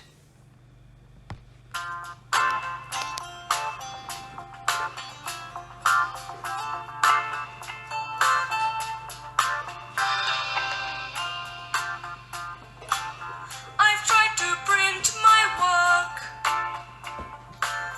I've turned the printer on. There's paper in the printer, but something's wrong. Have you saved your work on a memory stick? Have you moved the mouse and remembered to click?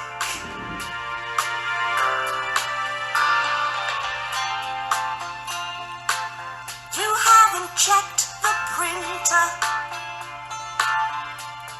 It needs more ink. Look at the ink button. Can you see it blink? I tried to print my work, but something was wrong. There wasn't any ink, and that was what was wrong.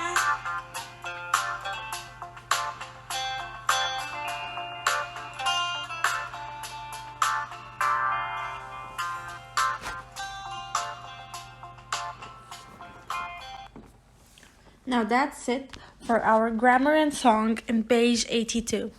Thank you for listening. رياض المستقبل School English course, grade 4, class book, page 83. Phonics and speaking. Phonics and speaking. Now, open page 83 and let's look at our first exercise. We have you are and I are. We're going to talk about the way we can say you are and I are. How can we pronounce them? Okay, now let's start with you are. We have hurt, hurt, Thursday, Thursday, nurse, nurse, curtains, curtains. And then we have I are, I are. We have circle, girl, shirt, bird. Now let's listen to the computer read these words for us. Hurt. Thursday. Nurse. Curtains. Circle. Girl. Shirt. Bird. Listen and repeat. Hurt. Thursday. Nurse.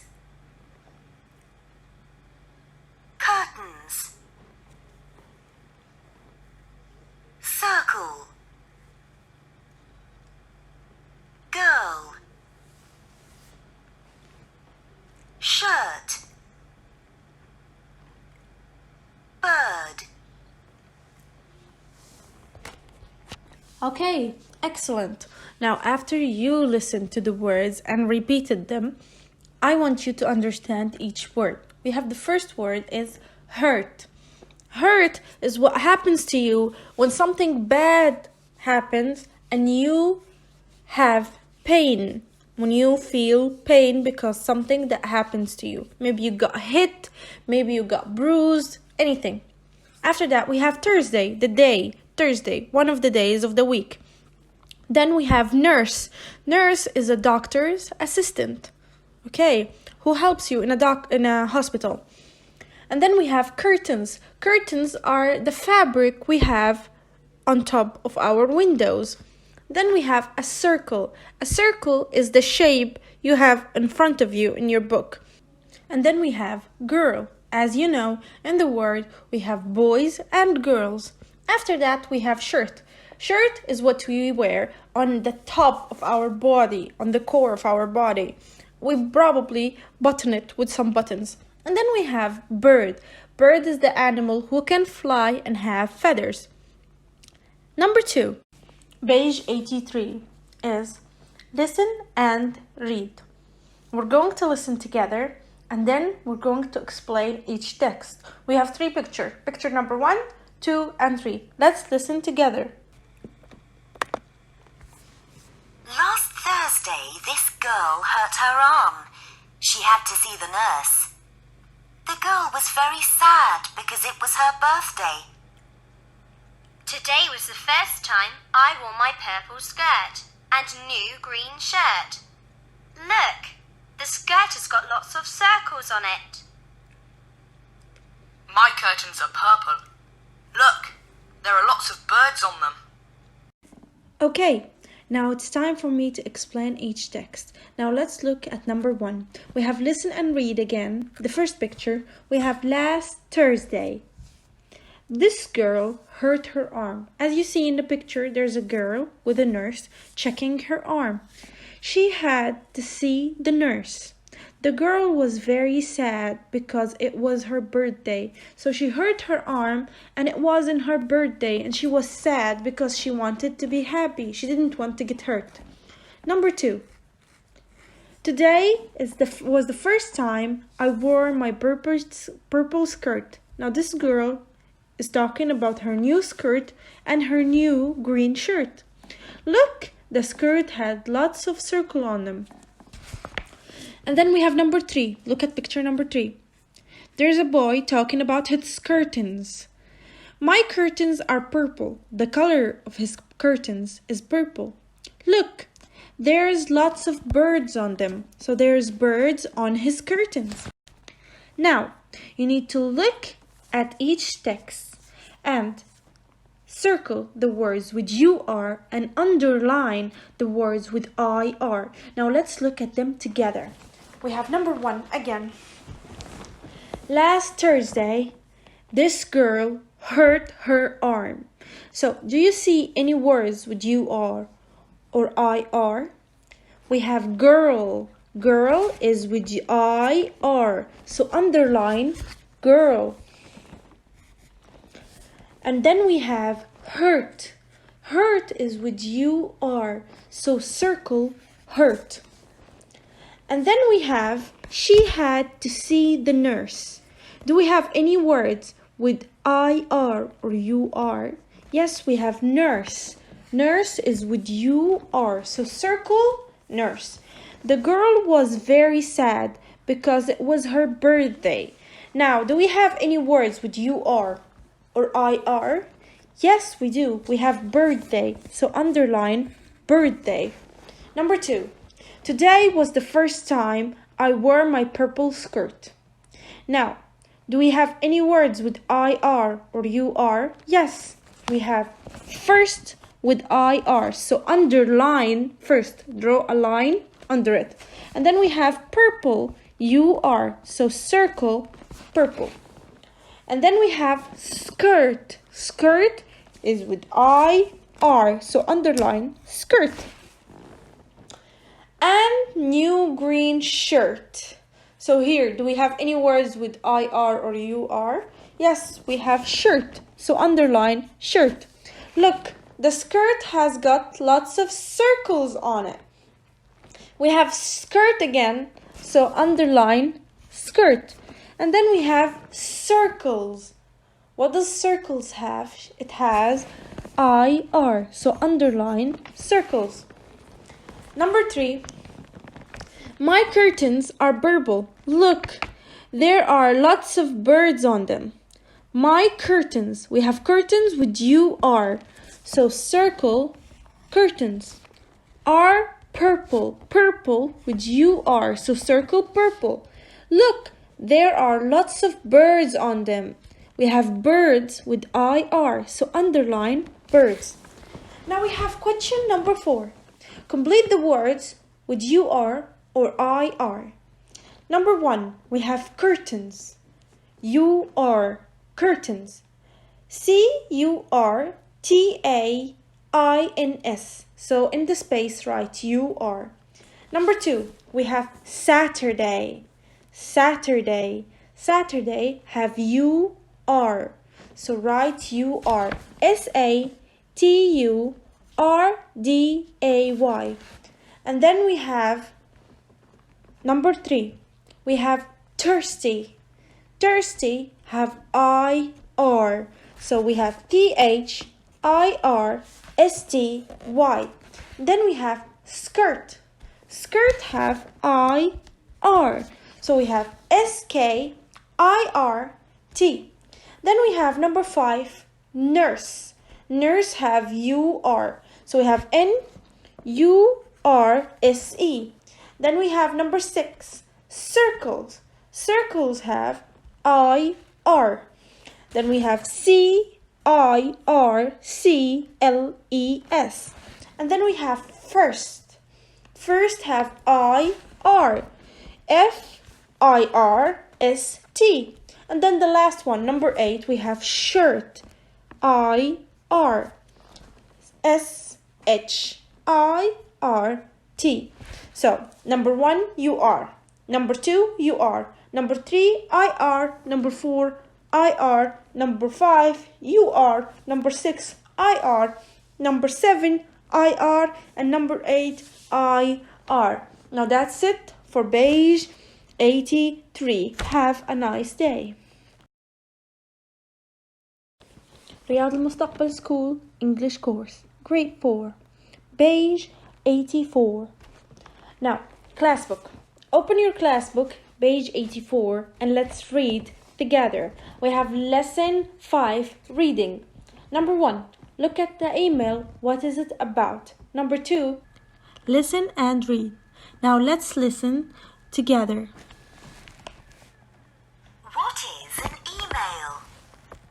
An email is a message sent from one computer to another. The message goes through the internet. How to send an email? 1. First, use your mouse and click on To. Type the person's email address in the space. 2. Now click on Subject and write what the email is about. 3. Type your email message using the keyboard. 4. When you have finished, you can check your spelling. Click on this button. It's a spell checker. 5. You can also attach pictures from websites or your own photos to the email. Click on this button. 6. Finally, click on Send to send your message to your friend. 2. Kate@cyberspace.com. From Lucy. Subject: my birthday. Hi, Kate. Thanks for the invitation to your bowling party. Yes, I'd love to come. You know I really like bowling. I'm really looking forward to seeing everyone on your birthday. It will be great fun. I can't wait. Did you have a good holiday? See you on Saturday. From Lucy. Hi, Lucy. It's my birthday next week, and I'm having a bowling party on May the 12th at the Bowlplex. The bowling starts at 3 o'clock, and there will be drinks and birthday cake afterwards. I hope you can come. Kate. Okay, now after we listen to the computer read our text to us, let's read it together. Okay, our text says, what's an email? What is an email? An email is a message sent from one computer to another. So when you send a message from your computer, it's usually called an email. The message goes through the internet. It means we send the message by the internet. How to send an email? First, use your mouse and click on to. Of course, before that, you will have to open your email first. You click on to and you type the person address, email. You need to write his email address in the space. And then you have to click on subject. The subject where you say, why are you sending this message? And then we have number 3, type your email message using the keyboard. You type what you wanna say using the keyboard. And then we have number 4. When you have finished, you can check your spelling. Click on this button. Look at the picture here. We have a button that says ABC and there's a tick on it. This button check your spelling. So if you write any word wrong, your computer can check if you have any spelling mistakes and it can correct it. And then we have, click on this button. It's a spell checker. And then number 5 we have, you can also attach pictures from websites or your own photos. It means in an email you can also send photos with whatever you have to say. To the email, click on this button. So look, we have button number 5. There's a button with a paper clip and some pictures in it. And then we have finally, click on send to send your message to your friend. So you wrote the email address of your friend, you wrote why you're writing this email, and you wrote your email. If you want to send pictures, you attach the pictures. Now you press on send and send the email. Here we have 2 emails, an email from Kate, an email from Lucy. Lucy invited Kate to her birthday party. Okay, let's see what Kate said to Lucy in her email. Thank you for the invitation to your bowling party. So it's a bowling party. Yes, I would love to come. So here she told her she is coming. You know, I really like bowling. I am really looking forward to seeing everyone. She said she's really happy and she's really excited to see everyone. On your birthday, it will be great fun. I can't wait. She told her it will be fun and she can't wait for it. Did you have a good holiday? Now she's asking her about her holiday. See you on Saturday. That's the day of the party, from Lucy. Now let's read, how did Lucy invite her to the party? Let's read the second part of the email, or actually the part of the invitation. Hi Lucy. It's my birthday next week. I'm having a bowling party May 12th at the Bowlplex. The bowling starts at 3 o'clock. Now, she told her she's having a birthday next week, and she told her it will be on the 12th of May at the Bowlplex. Bowlplex is a place where they play bowling. The bowling starts at 3 o'clock. She told her they will start bowling at 3 o'clock. And there will be drinks and birthday cakes afterward. There will be drinks and birthday cakes. I hope you come, Kate. Now those are the 2 emails. Now we have here. Underline these words in the text, guess their meaning, and check them in the workbook. Now we have type the email address, subject, keyboard, spell checker, attach a photo, a website, send a message. Now, the first one, type the email address. Type the email address, it means when you write someone's email but using the computer and the keyboard. Number 2, we have subject. Subject, it means why you are writing a message or the reason of the message or what the message is about, the email, is about. And then we have keyboard. Keyboard is the keys you have in front of you in your computer that you use to type the message. Spell checker.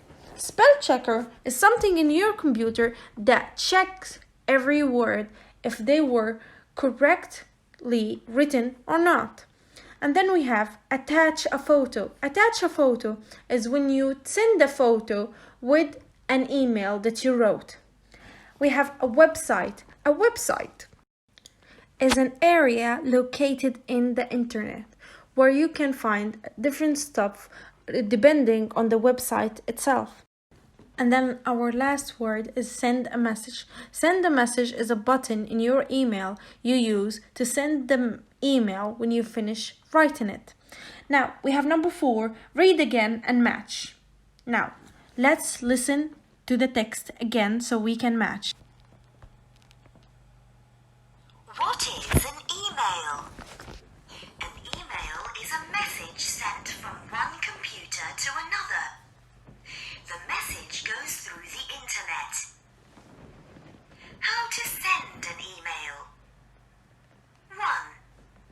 First, use your mouse and click on 2. Type the person's email address in the space. 2. Now click on subject and write what the email is about. 3. Type your email message using the keyboard. 4. When you have finished, you can check your spelling. Click on this button. It's a spell checker. 5. You can also attach pictures from websites or your own photos to the email. Click on this button. 6. Finally, click on send to send your message to your friend. 2. Kate at cyberspace.com. From Lucy. Subject: read my birthday. Hi Kate, thanks for the invitation to your bowling party. Yes, I'd love to come. You know I really like bowling. I'm really looking forward to seeing everyone on your birthday. It will be great fun. I can't wait. Did you have a good holiday? See you on Saturday. From Lucy. Hi Lucy, it's my birthday next week and I'm having a bowling party on May the 12th at the Bowlplex. The bowling starts at 3 o'clock and there will be drinks and birthday cake afterwards. I hope you can come. Kate. Okay, now after we read it again, let's answer the question. We have pictures and we have some sentences. We need to match them. Number 1, you write the person email address here.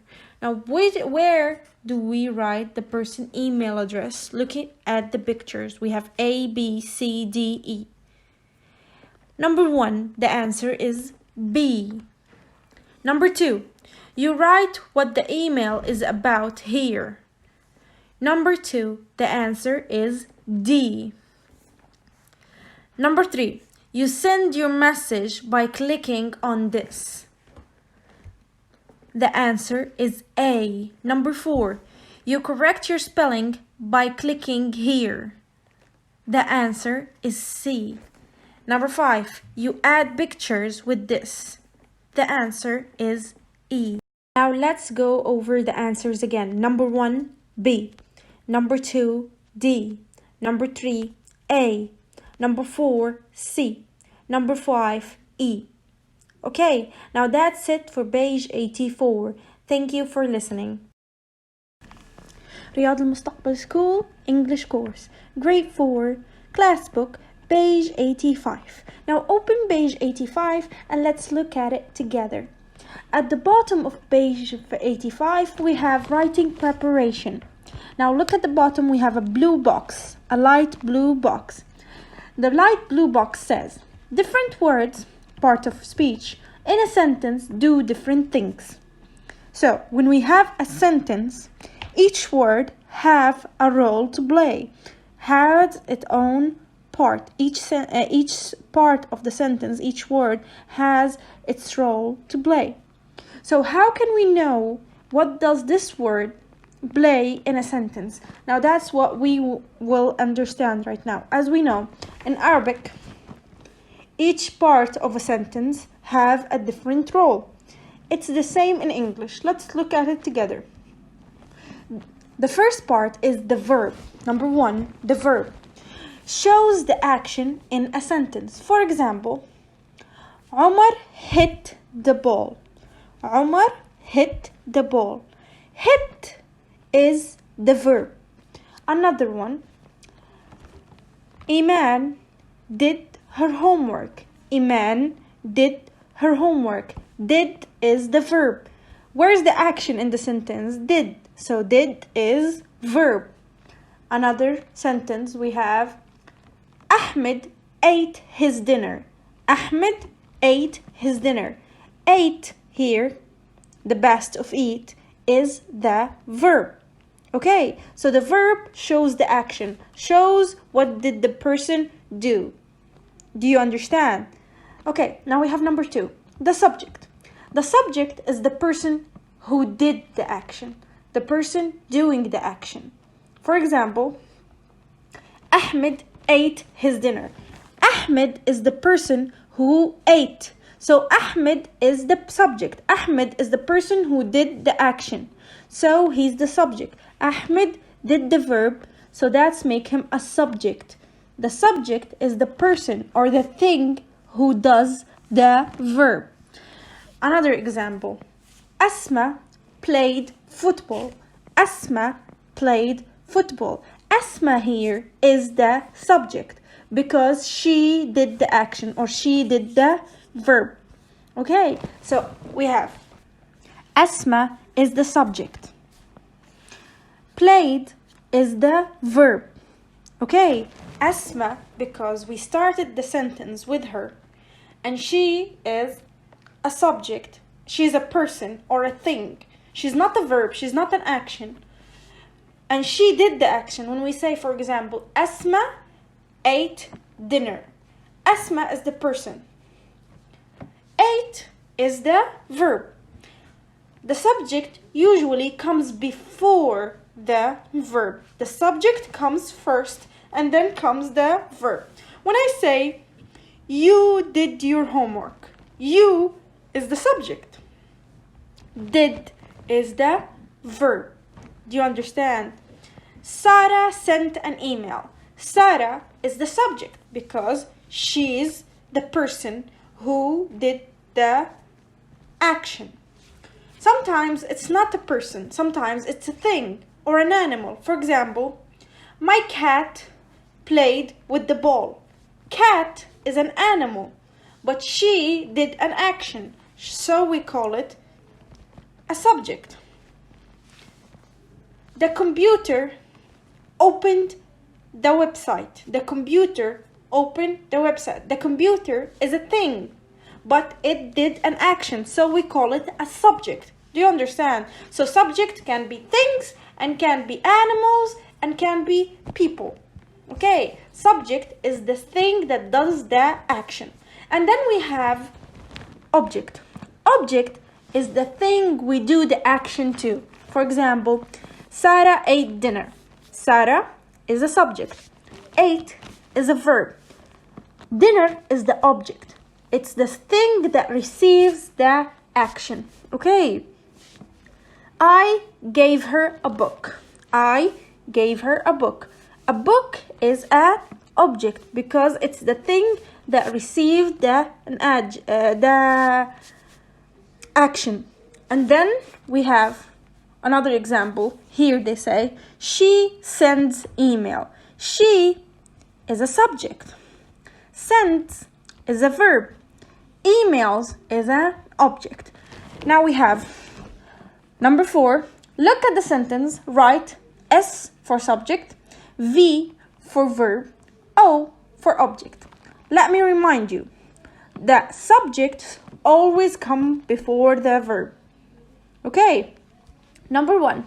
Bet types her homework. Bet types her homework. Here, bet is a subject. Types is a verb. As we said, subject always followed by a verb. Her homework is an object. So again, number 1. Bet is a subject. Types is a verb. Homework is an object. Now let's go to number 2 together. Look at number 2. Number 2, Rita makes photo albums. Rita is a subject because Rita does the action. What's the action? Makes. So an action is a verb. We said Rita is a subject. Makes is a verb. Photo album is an object because it's what receives the action. It's what got made. So, number 2, again, Rita, S for subject. Makes, V for verb. And photo album is O, object. Now, number 3, Dawn is playing computer games. Dawn is playing computer games. Now, Dawn does the action. What's the action? Playing. So, Dawn is a subject. We said the action is playing. So, playing is a verb. Computer games is the object because it's the thing receiving the action. Now, number 3 again. Dawn, subject. Playing, verb. Computer games, object. Okay, so again, one more time. Parts of speech are different in each sentence. Now we're going to talk about 3 parts of speech. We have a subject, a verb, and an object. A subject is the thing or the person who does the action. A verb is the action that happened, the action itself. An object is the thing or the person receiving the action. I hope you understand. Thank you for listening. This is page 85. رياض المستقبل School English course, grade 4, page 86. This is the beginning of unit 11. So, we have you ever been? Have you ever been? When I ask you, have you ever been, like we have in our title in page 86, رياض المستقبل School Children, is to know if you have been somewhere before. Now we have number 1, words. Listen, point, and repeat. Now you're going to listen to me read those words. Town, ocean, volcano, village, houses, rainforest, capital city, desert, island, cave. Now one more time, listen again. Town, ocean, volcano, village, houses, rainforest, capital city, desert, island, cave. Now, the first word here, we have town. Now repeat it after me. Town. Town. Now, a town is a very small city. It usually have smaller shop and less number of people. The houses in a town are usually smaller. Okay? And then we have ocean. Ocean is a very big sea. But the difference between an ocean and a sea that the ocean water is usually not salty. After that, we have a volcano. A volcano is a mountain that usually eject lava or fire. Okay, hot rocks and lava. Most of the volcanoes don't work right now, but it's very dangerous to live next to. Then we have village. A village is a very big land, but there is a very small group of people living. In a village, there's usually mountains and very green lands. People there usually live on farming and raising animals. Oasis. Oasis is a body of water that is found in the middle of the desert. It's usually like a small lake, and it's usually surrounded by palms. Then we have rainforest. A rainforest is a forest that usually very rainy.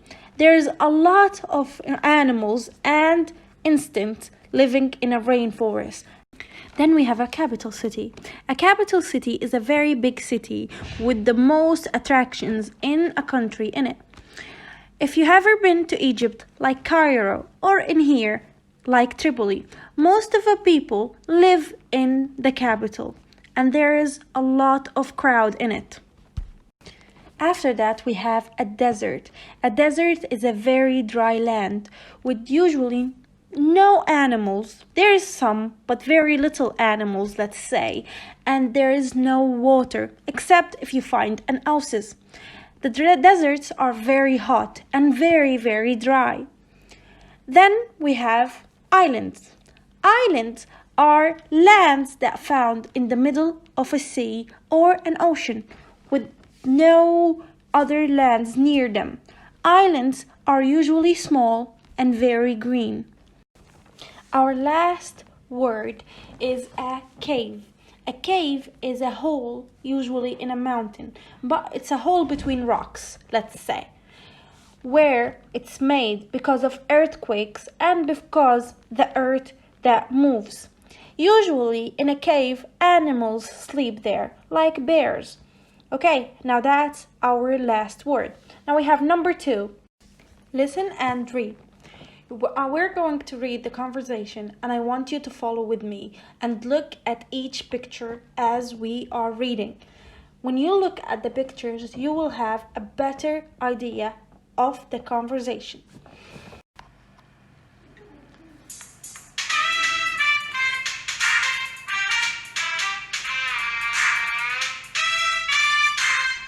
Today we have a special guest. This is Matt Jones, and he lives in our town. But he has been somewhere very exciting. Let's see if you can guess where. Who wants to ask the first question?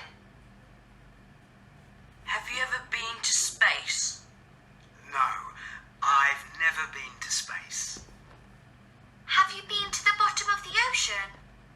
No, I haven't. What about mountains? Have you ever climbed a really high one? Yes, I have. But I usually climb a special type of mountain. The mountains I climb get hotter as you go up. I know. Have you climbed a volcano? Yes, I have. Correct. It's dangerous, so I have to be very careful. Here is a photo at the top of the volcano. So, Riyadh Al-Mustaqbal School children, we have listened to the conversation. Now I want to explain each picture with you. Now look at picture number 1. Here we have a teacher and a guest. There's a guest in the classroom. The teacher said, "Today we have a special guest. So this guest is special. Who is this guest? This is Matt Jones, and he lives in our town. His name is Matt Jones, and he lives in the same town they live in.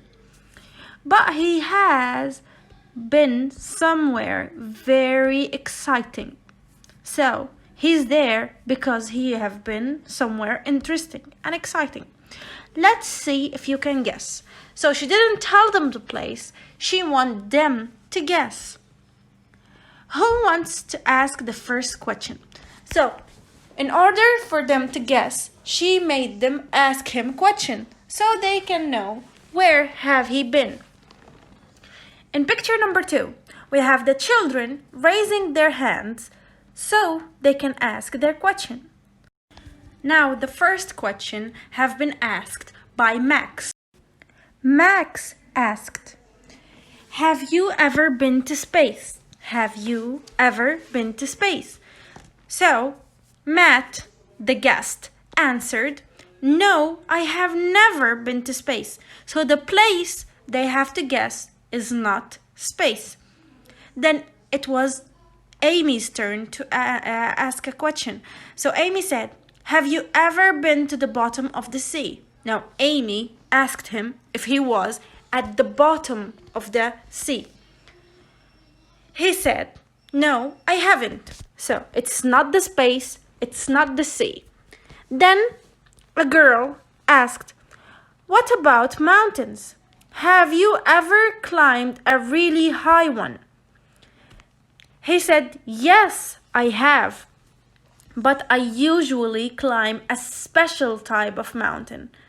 Okay, he said, yes, it is a mountain, but it's not a normal mountain. It's a special mountain. How special is it? Let's read. He said, the mountains I climb get hotter as you go up. So when he climbed more, it's more hot. It's not more cold like other mountains. So Max, in picture number 4, said, I know. Have you climbed a volcano? Now the special place he have been to was a volcano. As I said, a volcano is a very hot mountain on top because there is lava in it. Matt said, yes, I have, correct. It's dangerous. It's very, very dangerous and scary. So I have to be very careful. Here's a photo. Look at the pictures. There's Matt holding a photo when he was on top of the mountain. Now that's it for page 86. What I want you to do now is to write the words in your notebook. That's very important. Now have a nice day and thank you for listening. رياض المستقبل School English Course Grade 4 Grammar of Unit 11 Present Perfect Ever Present Perfect with ever. So today we're going to talk about the use of present perfect with ever. When do we use ever with present perfect? We use the question form in present perfect plus ever to ask about person's life experience. So if I'm going to ask you about something that you have done before in your life, I will usually use the present perfect form with ever. For example, when I'm asking you with the word ever means in your life up to now. It means in your life before until this very exact moment. For example, we have you ever been to an island? Have you ever been to an island? If I'm asking you this question, I want to know in your life before, have you visited an island? Have you gone to an island? Okay, so a question like this, we usually respond with short answers. For example, no, I haven't, or yes, I have. For example, if I'm asking you, have you ever been on TV? Have you ever been on TV? When I use the word ever, I'm asking now or in your life before. The answers should be, yes, I have, or no, I haven't. Or if I'm asking you, have you ever been to Turkey? The answers should be yes, I have, or no, I haven't, depending on the truth. Okay, so when I use ever, I want to ask you if you have ever done or been somewhere. Okay, so I'm asking about a past experience. The answer should be simple, like the questions of present perfect before. Yes, I have. No, I haven't. Now, in present perfect, the past participle of the verbs be and go are the same. They are always the same. For example, we have for the verb be. Ollie was on TV last week. Have you ever been on TV? For the word go. Jamie has traveled a lot. Has he ever been to the desert? Has he ever been to the desert?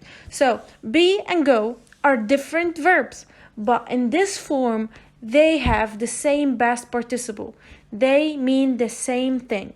You need to understand the meaning of been depending on the sentence or the question. So, that's it for the grammar of Unit 11. رياض المستقبل School English Course Grade 4 Grammar Book Page 11 A Special Adventure. Now, in our grammar book, page 54, we have the present perfect with ever. We already explained this lesson, but let's talk about it again. We use the question form of the present perfect plus ever to ask about person's life experience. It means what did he do in his life before now when we ask with present perfect plus ever. Okay, so for example, when we say, have you ever been? This is the way we ask in present perfect plus ever. We ask a person about his life experience up until now. Okay, so we can respond using short answers. So in this kind of questions, we use short answer to answer them. For example, we have mom and dad ever sailed a yacht? Have mom and dad ever sailed a yacht? Have is our question word. Mom and dad are our subject. Ever is our word that we use to make this kind of questions. And then we have sailed. Sailed is our verb in present perfect, past participle verb. A yacht. Okay, the answer here we have no, they haven't. This is a short answer. No, they haven't. Now, example number 2, we have has Tom ever brought home a dangerous insect? The answer is yes, he has. Yes, he has. Now we have has Tom. Has is our question word. Tom is our subject. Ever brought. Ever is our word we use in this kind of questions to ask about someone's life experience. And then we have brought. Brought is our verb, past participle verb. Home, a dangerous insect, is the rest of the question. And then our short answer is yes, he has. The past participle of the verb be and go, like we explained before, is the same. So be turns into been, and go also turns into been. We have here our examples. Be. Ollie was on TV last week. Have you ever been on TV? Go. Jamie has traveled a lot. Has he ever been to the desert? Okay, now we have question number 1 in the same page. Number 1, write the word in the correct order to make a question. 1. Lived, ever, you, village, I, have, in. The answer is have you ever lived in a village? Number 2, you're a volcano, have, seen, ever, grandparents. Have your grandparents ever seen a volcano? Number 3, Has Jim met a driver ever? The answer, has Jim ever met a driver? Number 4. Ocean sailed across I and ever have. The answer should be, have I ever sailed across an ocean? Number 5. A child ever Mount Everest has climbed. The answer, has a child ever climbed Mount Everest? Number 6. You been have to ever Australia? The answer, have you ever been to Australia? Number 7. It ever snows has July in. The answer, has it ever snowed in July? Number 8. Had ever English and your pen friend? The answer, have you ever had a pen friend? Okay, now those are the answers of page 54. Thank you for listening. رياض المستقبل School English Course Grade 4 Class Book page 87. Now open page 87 and let's answer the grammar questions together. So we have already explained this grammar lesson, but let's explain it again. We have present perfect ever. Has he ever been to a desert? No, he hasn't. Has he ever climbed a volcano? Yes, he has. Okay, now as I said, we use ever to say if he done something before in his life up until now. We use ever with present perfect to talk about life experience. Here we have you ever been to space? No, I haven't. Have you ever been to Italy? No, I haven't. And if the answer is yes, I have. So we say no, I haven't, or yes, I have. Okay. Then we have question number 3. Let's look at question number 3 and answer it together. We have number 1. Have you ever been to a desert? We have a picture of a desert and he's thinking. So the question should be, have you ever been to a desert? Yes, I have. Now number 2. Look what the girl is thinking about. Have you ever been to space? Have you ever, the answer, been to space? He said, yes, I have. So number 2, the answer, have you ever been to space? Number 3, have you ever been to an oasis? Have you ever been into an oasis? The answer is no, I haven't. Number 4. Have you ever been to some mountains? Have you ever been to some mountains? The answer is no, I haven't. Now that's it for page 87. Thank you for listening. رياض المستقبل School English Course Grade 4 Class Book page 88. Now open page 88 and let's look at the page together. We have exercise number 1, read and learn. Here we will talk about present perfect and never. Present perfect and never. Here we have, I have never seen a volcano. I have never seen a volcano. She has never been to the bottom of the ocean. We have never fallen in the mountains. We use never to talk about things you haven't done in your life before. So, when you never done something, it means that you haven't done it before. You haven't done it before. For example, I have never been to Italy. I have never been to Italy. It's something I didn't do before at all. That's when we use never. We don't use never in questions. We only use it in sentences. It's another way to speak in negative form, but it's more strong. It's stronger than I haven't been to Italy. When I say never, it's more stronger. It's way stronger. Do you understand?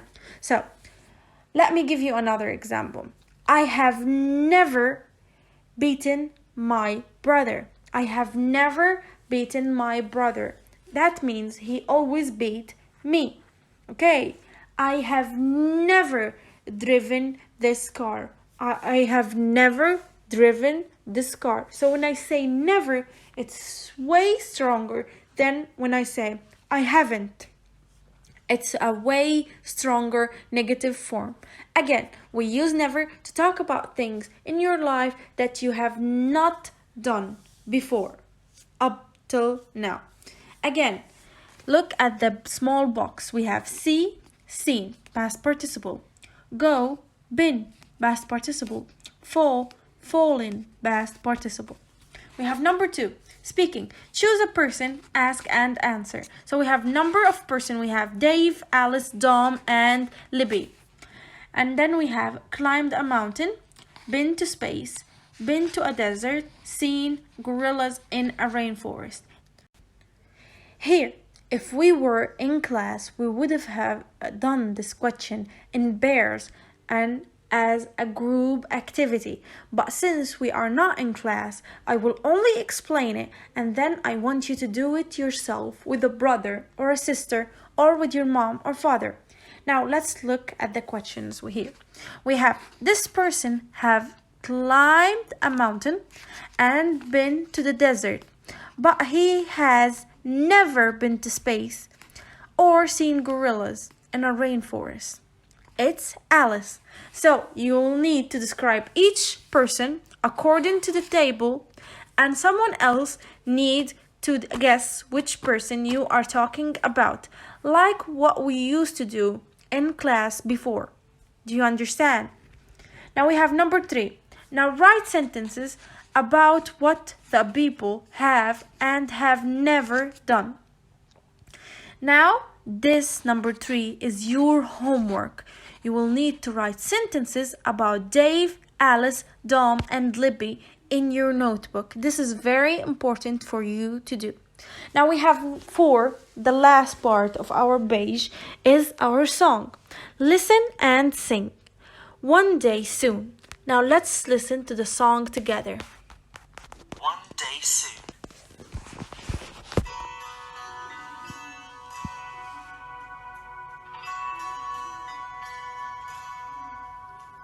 I've never been to the moon or been in a balloon, but maybe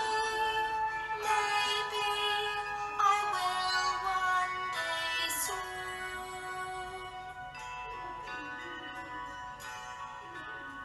I've never played in the snow or seen a volcano, but maybe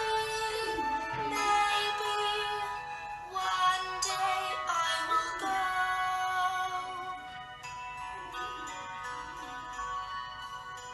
I've never been to France or seen a monkey dance, but maybe I will get the chance.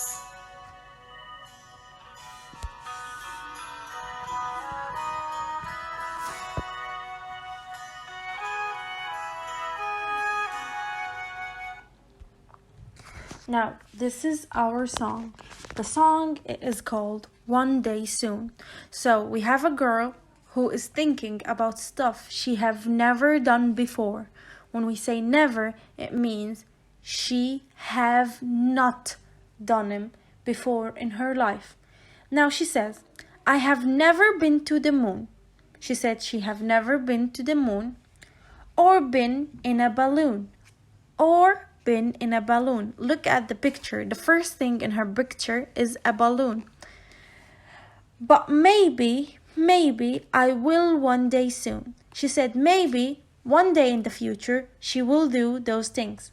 I have never played in the snow or seen a volcano. She said she never played in the snow in the winter and she never seen a volcano.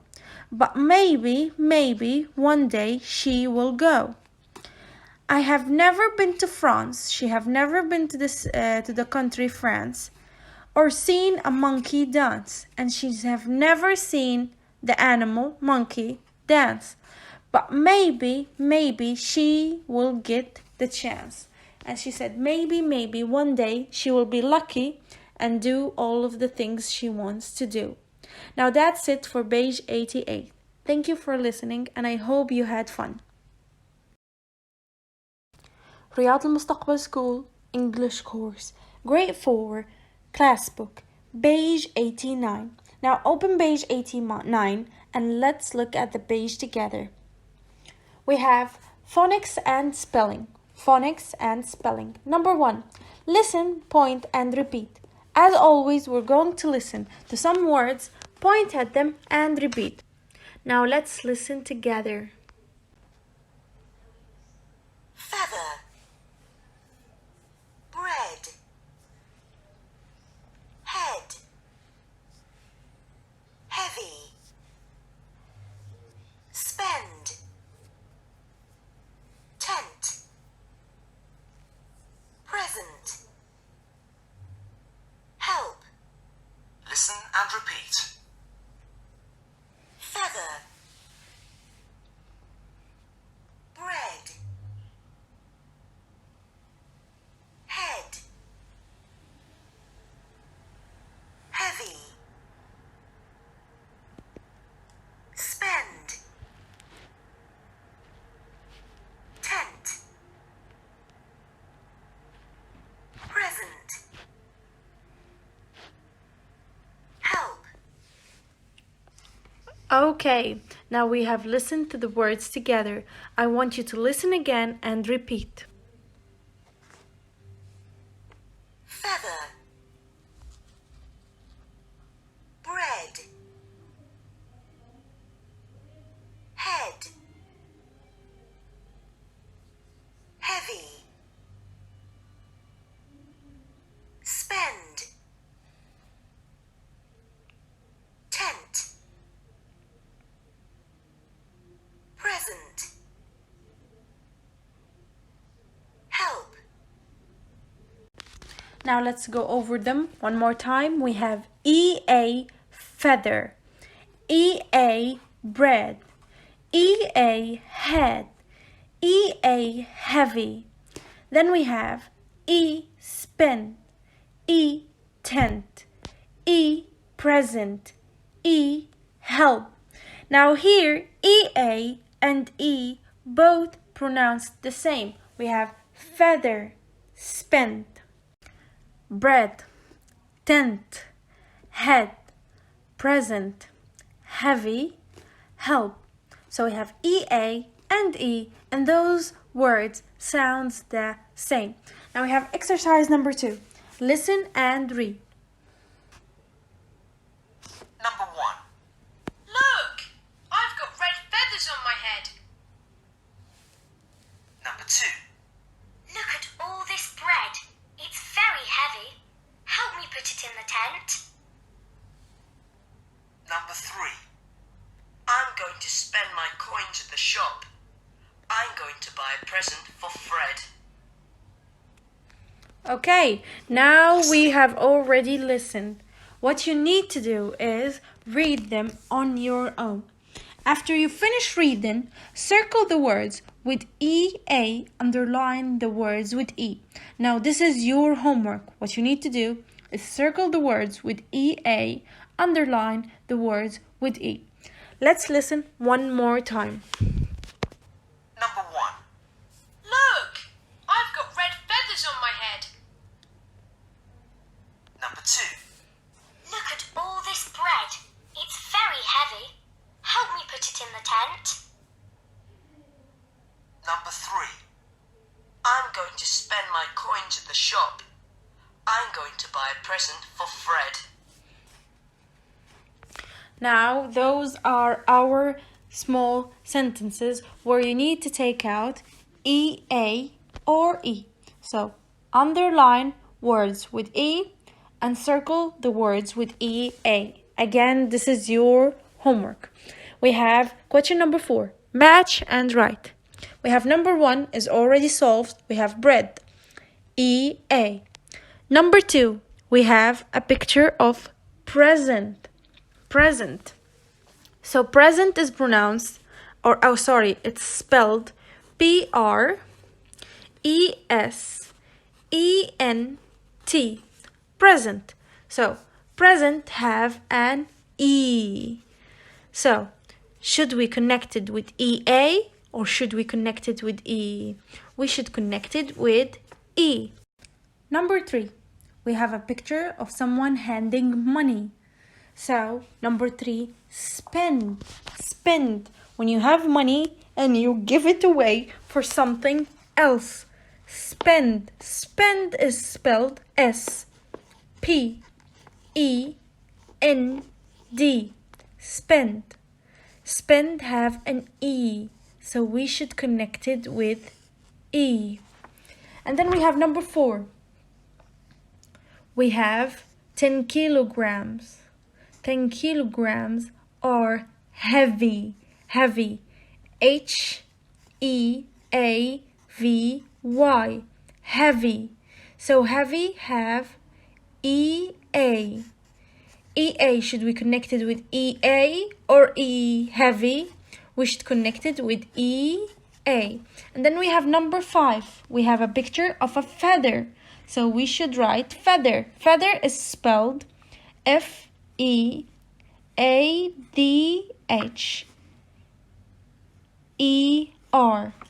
Feather. We have EA. Should we connect it with EA or we should connect it only with E? We should connect it with EA. After that, we have number 6. Number 6, we have a picture of a woman's head. A woman's head. Head is written H-E-A-D. Head. So, head have EA. So we should connect it with EA. Now those are the answers of page 89. I hope you understood and I hope you have a wonderful day. Thank you for listening. Riyadh Al-Mustaqbal School English course, grade 4 grammar book, page 58. Now open your grammar book, page 58. We have we should play outside. Okay, should and shouldn't, could and couldn't. Today we're going to talk about should and shouldn't.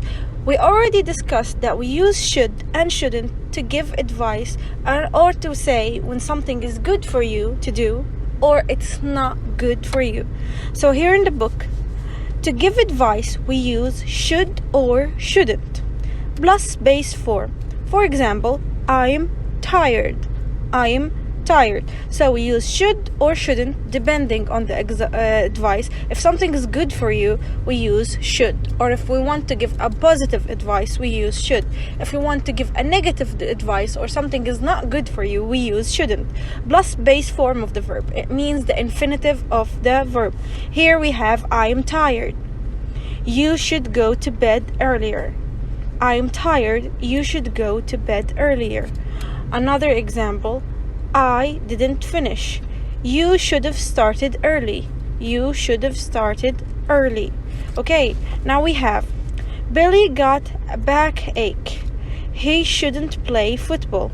Billy got a backache. He shouldn't play football. Now here we have it's a lovely day. You shouldn't play computer games all day. You should play outside. Now here she gave him a negative advice like you shouldn't play computer games. And a positive one, you should play outside. Okay, now we have question number 1. Match problems 1 to 9 with the advice A to I.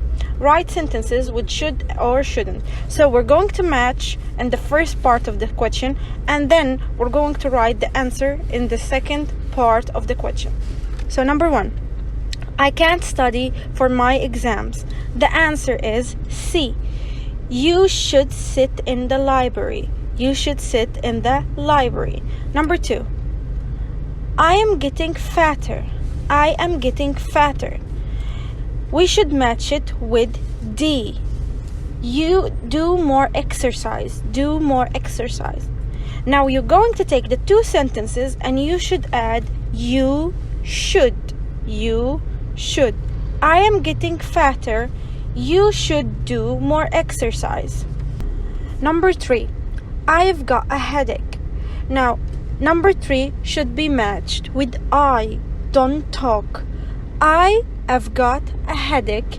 You shouldn't talk. So number 3 goes with I. After that, we have number 4. I haven't got any money. Number 4 should be matched with if. Get a job. So the whole sentences will be I haven't got any money. You should get a job. Number 5. I have got a cold. I have got a cold. This should be matched with B. Drink some hot lemon. I have got a cold. B. You should drink some hot lemon. And then we have 6. I have lost the tickets. 6 should be matched with A. Look for them. So the whole sentence should be I have lost the tickets. You should look for them. After that, we have 7. I haven't got any energy. I haven't got any energy. 7 should be matched with H. Eat something. So the sentence should be I haven't got any energy. You should eat something. Number 8. I have got a sore throat. I have got a sore throat. This should be matched with E. I have got a sore throat. E. Drink some water. Drink some water. So the whole sentences should be I have got a sore throat. You should drink some water. Number 9. I think the lessons are difficult. I think the lessons are difficult. So number 9, I think the lessons are difficult should be matched with J. Talk to your teacher. I think the lessons are difficult. You should talk to your teacher. So after we match all of them, and I told you how they should be in a sentence, what you should do in exercise number 2, or the rest of the exercise actually, is write the number that matches the sentence. So we have number 1 C, number 2 D, number 3 I, number 4 F, number 5 B, number 6 A, number 7 H, number 8 E, and number 9 J. You should write all of them and then write the advice. Write the advice. Like number 1 we have you should sit in the library. Thank you for listening. Now that's it for page 58 grammar book. Riyadh Al-Mustaqbal School English course, grade 4 grammar book, page 60. Now open page 60 in your grammar books and let's see what we have here. Our lesson is could and couldn't. So we already took should and shouldn't. Now we're going to talk about could and couldn't. As we said in our class book, could and couldn't are the past tense of can and can't. Okay, so we use could or couldn't plus base form plus the infinitive to talk about ability in the past. Could and couldn't are the past form of can and can't. The children could speak 2 languages when they were 5. So when we say could, it means in the past. Maybe now they can't speak 2 languages, so we are talking in the past.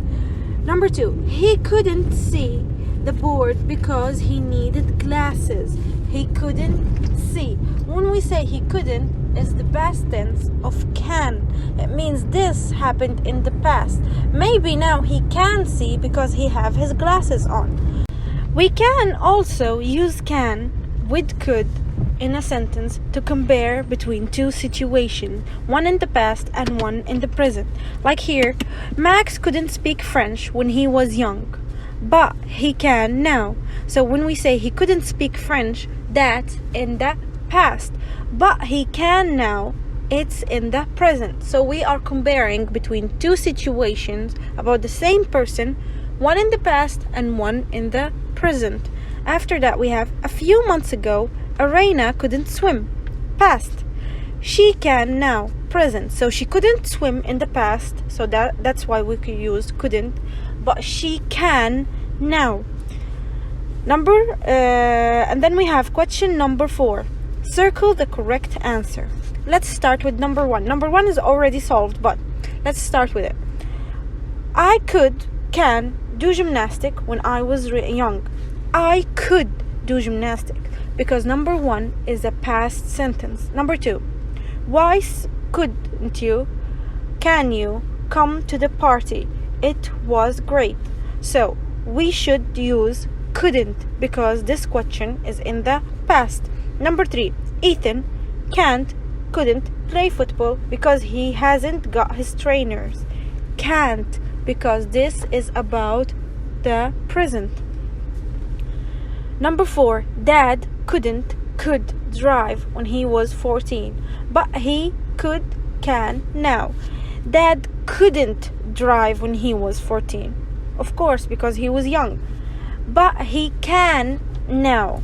Number 5, Leo and Ella could speak French, but they don't speak French very often. Leo and Ella can speak French, but they don't speak French very often. We use often in present simple. So if this is a present simple sentence, so we need a present verb. Our present verb here is can. Grandpa was a swimmer when he was young. He can swim now. Number 6, Grandpa was a swimmer when he was young. He can swim now, but he could then. So the answers are: Grandpa was a swimmer when he was young. He can't swim now, but he could then. So he can't in the present, but he could in the past. Number 7, I have lost my keys. I couldn't open the door when I got home. I've lost my keys. I couldn't open the door when I got home because got is a past verb. So with a past verb we use a past auxiliary or the past tense of can't. Number 5, look at the list, complete the sentence with could or couldn't. So we have a list in front of us. 10 years ago we have a number of activities. We need to complete the sentences with can or could. Number 1 is already done for us. Yasmin could drive a car. Number 2, Rob and I use a computer. Rob and I couldn't use a computer. Number 3, Edward speak Spanish. Edward could speak Spanish. Number 4, Ted and Leo pitch a tent. Ted and Leo couldn't pitch a tent. Now the rest of this exercise is for you.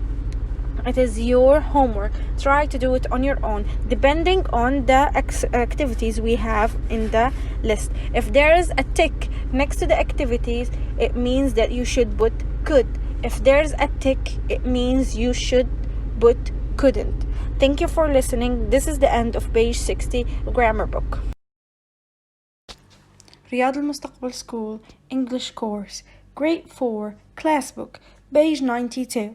Now let's open page 92 and let's start unit 12 together. Now in unit 12 the title is What's the matter? What's the matter? When do we use this question? When do we use what's the matter? So what's the matter is a question we ask someone if something bad happens to him, or if we see someone sad or feeling bad, we usually ask what's the matter? So we have exercise number 1. Listen, point, and repeat. Let's listen together to these words and then we will explain each word individually. A headache. Feel sick. Feel dizzy. A cold. A cough. An earache. A stomachache. A sore throat. Take medicine. Listen and repeat. A headache. Feel sick.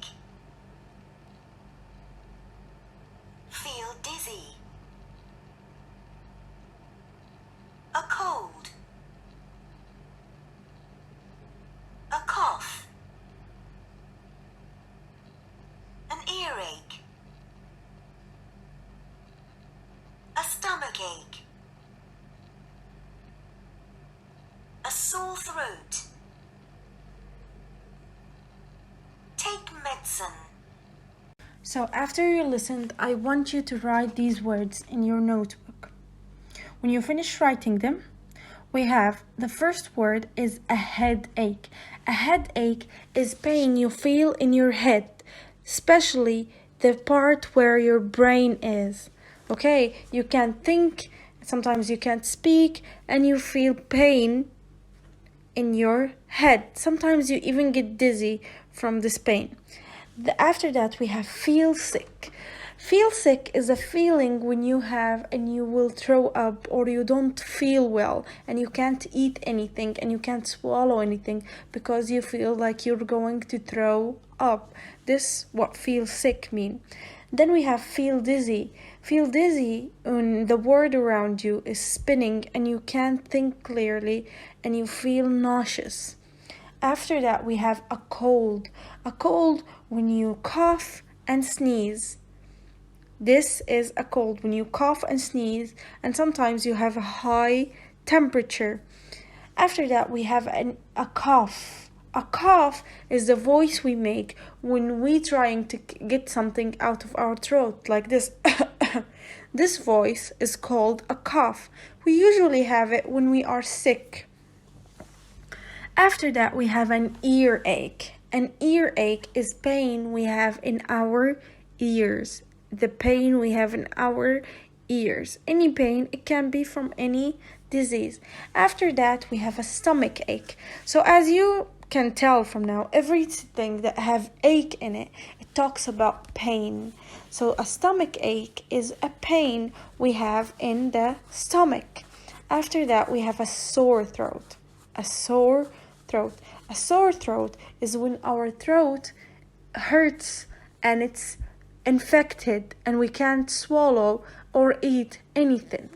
After that, we have take medicine. Take medicine when you eat or drink or have sometimes a needle your medicine with. So if you have any disease, if you're sick with any kind of sickness that we read about, you always take a medicine. So we have number 2 now. Listen and read. So let's listen together to the conversation and then we will talk about it.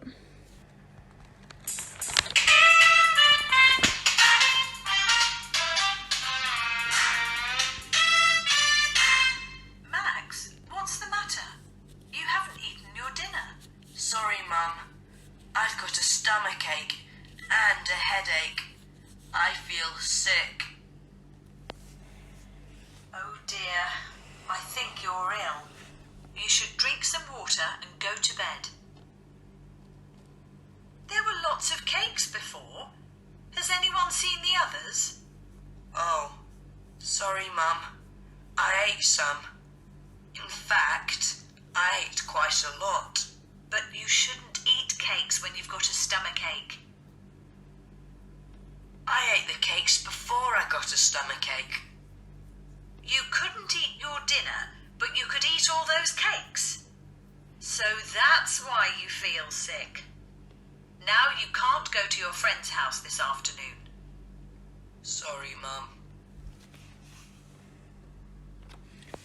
Okay, now we have listened to this conversation. So, in the first picture, let's look at the first picture together. We have Mom. Max, what's the matter? So in the picture, Max looks sick and he's holding his stomach. He looks ill. So his mom asked, what's the matter? And I told you, when we find someone that there's something wrong with them, we ask, what's the matter? So that's what his mom did. What's the matter, Max? She asked. You haven't eaten your dinner. So everyone ate, but Max didn't. He said, sorry, Mom, I have got a stomach ache. So he feels pain in his stomach and a headache and his head hurts and I feel sick. And he feels like he's gonna throw up. He feels sick. So in picture number 2, Mom, oh dear, think you're ill. You should drink some water and go to bed. She told him, I think you're ill. She thinks he's sick. She thinks the same, that he's sick. And he should drink water and go to bed. In picture number 3, Mom, there were lots of cakes before. Has anyone seen the others? She said that there were a lot of cakes, but now there isn't. And she asked them, where's the others? Max said, oh, sorry, Mom. I ate some. In fact, I ate quite a lot. Now, Max said that he ate some, and then he said, I ate a lot. So he didn't eat some, he ate a lot. Okay. In fact, I ate quite a lot. And then Mom said, but you shouldn't eat cakes when you got a stomach ache. She said, but your stomach hurts you. Why did you eat cakes? He said, I ate the cakes in picture number 4 before I get a stomach ache. So he said that he ate them and then his stomach hurt him. Mom, you couldn't eat your dinner, but you could eat all those cakes. His mom said, you didn't eat the dinner, but you ate a lot of cakes. So that's why you feel sick. So his mom said, that's why you're sick, because you ate too much cake. Now you can't go to your friend's house this afternoon. And she told him, because you're sick, you can't go to your friend. You can't go if you're sick. And Max said, sorry, Mom. He apologized at the end of the story. Now, thank you for listening. That was the end of page 92. رياض المستقبل School English Course Grade 4 Class Book Page 93. Now, in page 93, we have grammar. Open the page and let's look at the grammar lesson together. Now, first of all, you need to read the story in page 92 again and then come back here. So, we have number 2, read and learn. We have should, shouldn't, should and shouldn't. Here, in the first picture, you should drink some water. In picture number 2, you shouldn't eat lots of cake. So look at the picture number 1. In picture number 1, Mom was happy. In picture number 2, Mom was mad. So should is a positive word and shouldn't is not positive. So we use should and shouldn't to say what's good and what's not good for you. So we use them to give advice. So when I say you should read the lesson, it means it's good for you. But when I say you shouldn't, for example, walk without a shoe. So here I'm giving you an advice that something if you do is not good for you. So when I say shouldn't, it means not good. And when I say should, it means it's good. So we use should and shouldn't. So in question number 3, there's some sentences, okay? And you will need to decide which one we use should, means that this thing is good, and which one we use shouldn't, which means this thing is bad. So we have Max is ill. He's got a stomach ache. Okay, so Max is ill, he's in bed, and he got a stomach ache. We should say what he should do and what he shouldn't do. Number 1 is already solved. We have Max should drink water. Number 2, he space play outside. He is sick. Should he play outside or he shouldn't? He shouldn't play outside. If you're sick, can you play? No, you can't. So he shouldn't play outside. Number 3, he space stay in bed. He should or shouldn't? He should stay in bed. The answer is he should stay in bed. Number 4, he space eat chocolate. So when you're sick, should you eat chocolate? No. So the answer should be he shouldn't eat chocolate. So let's go over them again. Max should drink water. He shouldn't play outside. He should stay in bed. He shouldn't eat chocolate. Now we have speaking, ask and answer. We have stomach ache, a cold, sore throat, an earache. So the first picture, it talks about an earache. The second picture talks about a sore throat. The third picture talks about cold, and the fourth picture talks about a stomach ache. Okay, so you need to look at the pictures and you need to give advices. Let's read the advice we already have. I have got an earache. You should go to the doctor. When you have an earache, you should go to the doctor. Now, what you need to do, if we were in class, we would have done this in pairs, but we are not in class. Look at each picture and give advice to the person in the picture. The first one, we have a doctor. In the second one, we have a medicine. In the third one, we have an orange. And the fourth one, we have no food. So you will need to make sentences according to the pictures that we have. Now, thank you for listening. That's it for page 93. رياض المستقبل School English Course Grade 4 Class Book page 94.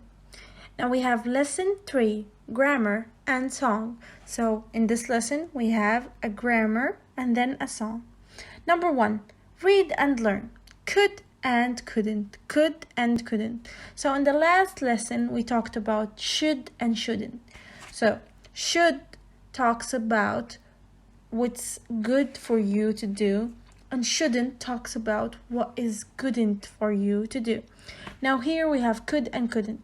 Now we could and couldn't are past tense of can and can't.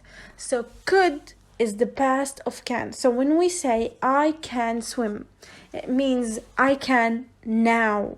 But when I say I could swim, it means I could in the past, but now I can't. For example, I could ride a bike. It means something I used to be able to do, but now I'm not. Okay. Now we have number 1. Max couldn't eat his dinner. So when we say he couldn't, it means in the past. Maybe now he can, but in the past he couldn't. But he could eat lots of cake. But he could. He could in the past. Not now. He could in the past. Okay, so we use could as a past of can and couldn't as a past of can't. Now we have question number 2. Let's answer the question according to the thing we have just learned. We have could, couldn't, can. So we use could in a possibility in the past. Couldn't in a possibility, in a not possibility actually, in the past. And can in a possibility now. Now we have number 1. Sue, and this is me when I was 4. Mia, could you swim when you were 4? Sue, no, I couldn't, but I can now. So the answer of number 2, couldn't. The answer of number 3, can now. We have, and you, Mia, yes, I, space, to swim when I was 2. Yes, I could. So number 4, could. Number 4, could. Now we have Sue, space, you send emails when you were 4. Sue, could you send emails when you were 4?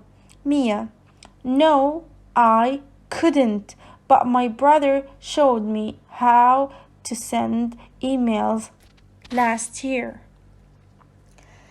And then we have Sue. And how many languages you speak when you were 4? The answer should be how many languages you could speak when you were 4. So it's in the past, so we say could. Only one, but now I can speak too.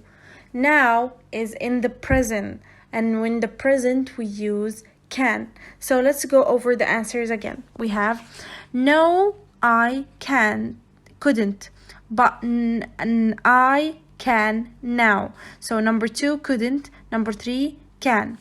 Number 4 I could. Number 5 could. Number 6 I couldn't.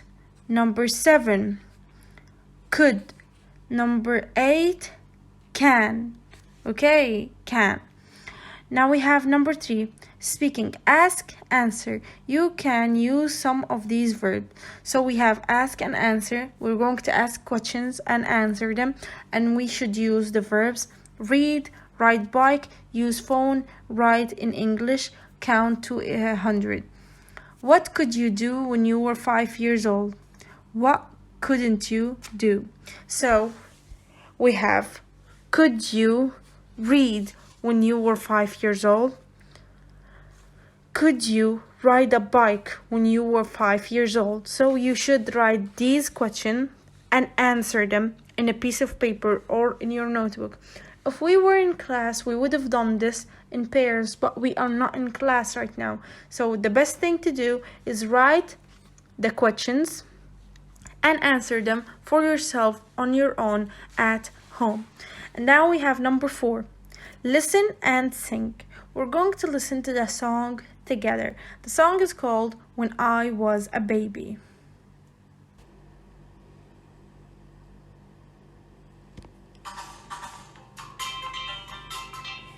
When I was a baby, I could sleep and dream. I could only drink milk and cry and scream. When I was a baby,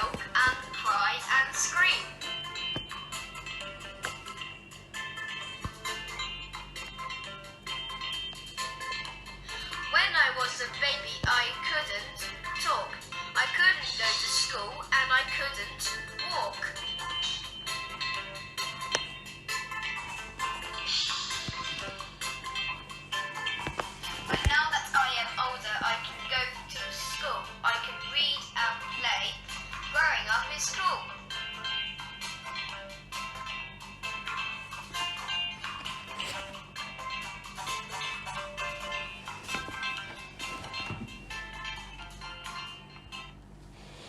Okay, now the song is called When I Was a Baby. Again, when I was a baby, I could sleep and dream. I could only drink milk and cry and scream. When I was a baby, I couldn't talk. I couldn't go to school and I couldn't walk. But now that I'm older, I can go to school. I can read and play. Growing up is cool. So the song talk about a boy that is talking about when he was a child, when he was a baby. So he said when he was a baby, like everyone else, he couldn't talk, he couldn't walk, but he could sleep and he could dream. He can drink milk and he cried and screamed. So he did all of those things that he could do, but he couldn't walk and he couldn't talk. And now he's talking about himself when he is older.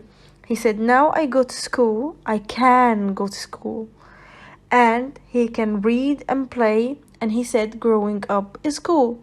Okay, now that's it for page 94. Thank you for listening.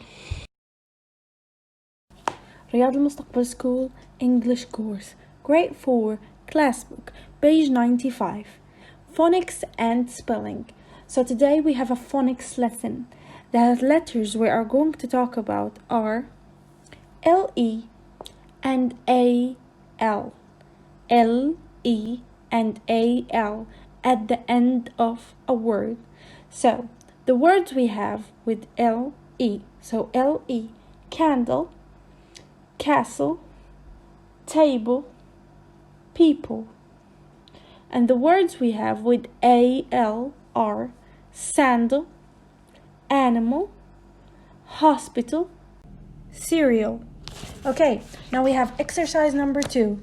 Listen and read. Now let's listen together. Number 1. Many years ago, some people lived in castles. Look at the picture. Can you see a woman wearing a purple dress and sandals?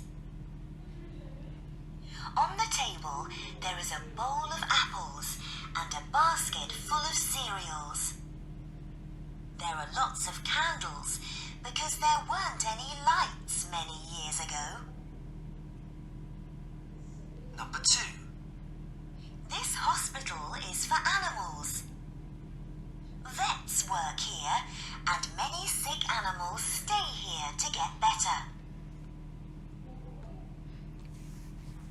Now after we listen together, let's read it slowly. Now we have many years ago, some people lived in castles. So this, number 1, talks about the past. In the past, many years ago, some people lived in castle. Look at the picture. Can you see a woman in the picture in front of you wearing a purple dress and sandals? On the table, now he's describing the picture. In the picture on the table, there's a bowl of apples and a basket full of cereal. There are lots of candles because there weren't any lights many years ago. Now this is picture number 1. In picture number 2, talks about hospital for animal. This hospital is for animals. Vets work here and many sick animals stay here to get better. Okay, so then we have number 3. Read again, circle the words ending in LE and AL. So we're going to read again and we're going to circle the words with LE and AL. Okay, now we have many years ago in picture number 1. Many years ago, some people, we already have a circle around people because it ends with LE. Lived in castles. Now circle castles because it have LE. Look at the picture. Can you see a woman wearing a purple dress and sandals? Here we have purple, LE, circle, purple. And then we have sandals, circle, sandals, AL. And the table there is a bowl. On the table, we have table, LE. A bowl of apples, LE, circle LE, and a basket full of cereals, AL, circle cereals. There are lots of candles, LE, circle candles, because there weren't any lights many years ago. Now this is picture number 1. We already circled the words. Now let's go to picture number 2. Picture number 2.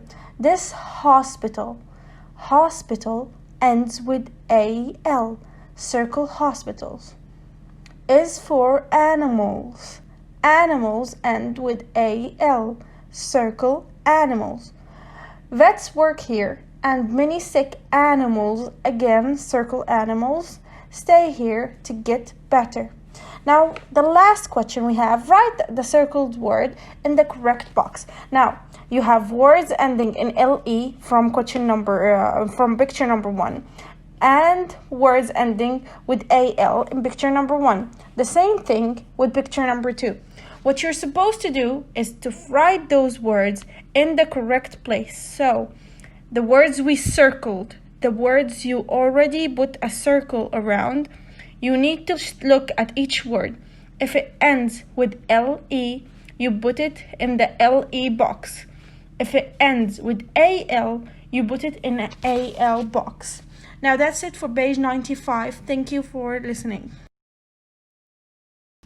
رياض المستقبل School English Course, Grade 4 Class Book, page 96. Now open page 96 and let's look at our lesson. Now this lesson is a reading lesson. Okay, look at the text and picture below. See there are 3 ways to stay healthy. So we have the text. In the text, we have some healthy food. We have a salad and a fruit salad. How to stay healthy. How to stay healthy is the title of the text. Okay, how to stay healthy. We're going to listen to the text together, and then we're going to explain each part together. Now listen. How to stay healthy. We all want to be fit and healthy, so here are some tips to help. Take lots of exercise. Watching TV or playing computer games won't make you fit, but playing sports will. You can join a club or play with your friends in a park. If you don't like team sports, you can walk to school, go swimming, or try skating instead. Regular exercise makes you feel stronger and gives you more energy. Eat a healthy diet. Sweets, chocolate, and crisps are fun to eat sometimes, but it is not good to eat them every day. These foods contain too much sugar, fat, or salt. Make sure you eat vegetables, such as cabbage, with every meal, and plenty of fruit too. Fruit and vegetables help you stay healthy and grow strong. Drink lots of water and milk. Water or juices are better for you than fizzy drinks, because fizzy drinks contain lots of sugar. Eating a lot of sugar is bad for your teeth. 1 can of cola contains about 9 teaspoons of sugar. Milk is good because it contains lots of calcium. You need calcium to help your 206 bones to grow and keep your teeth strong. There is this much calcium in a serving of 1. A glass of milk. 2. 2 sardines. 3. Cabbage. 4. Cheese. 5. Yogurt. 6. Beans.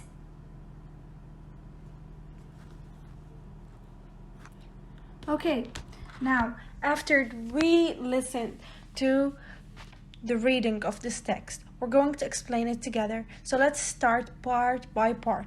We have the first part of the text is how to stay healthy.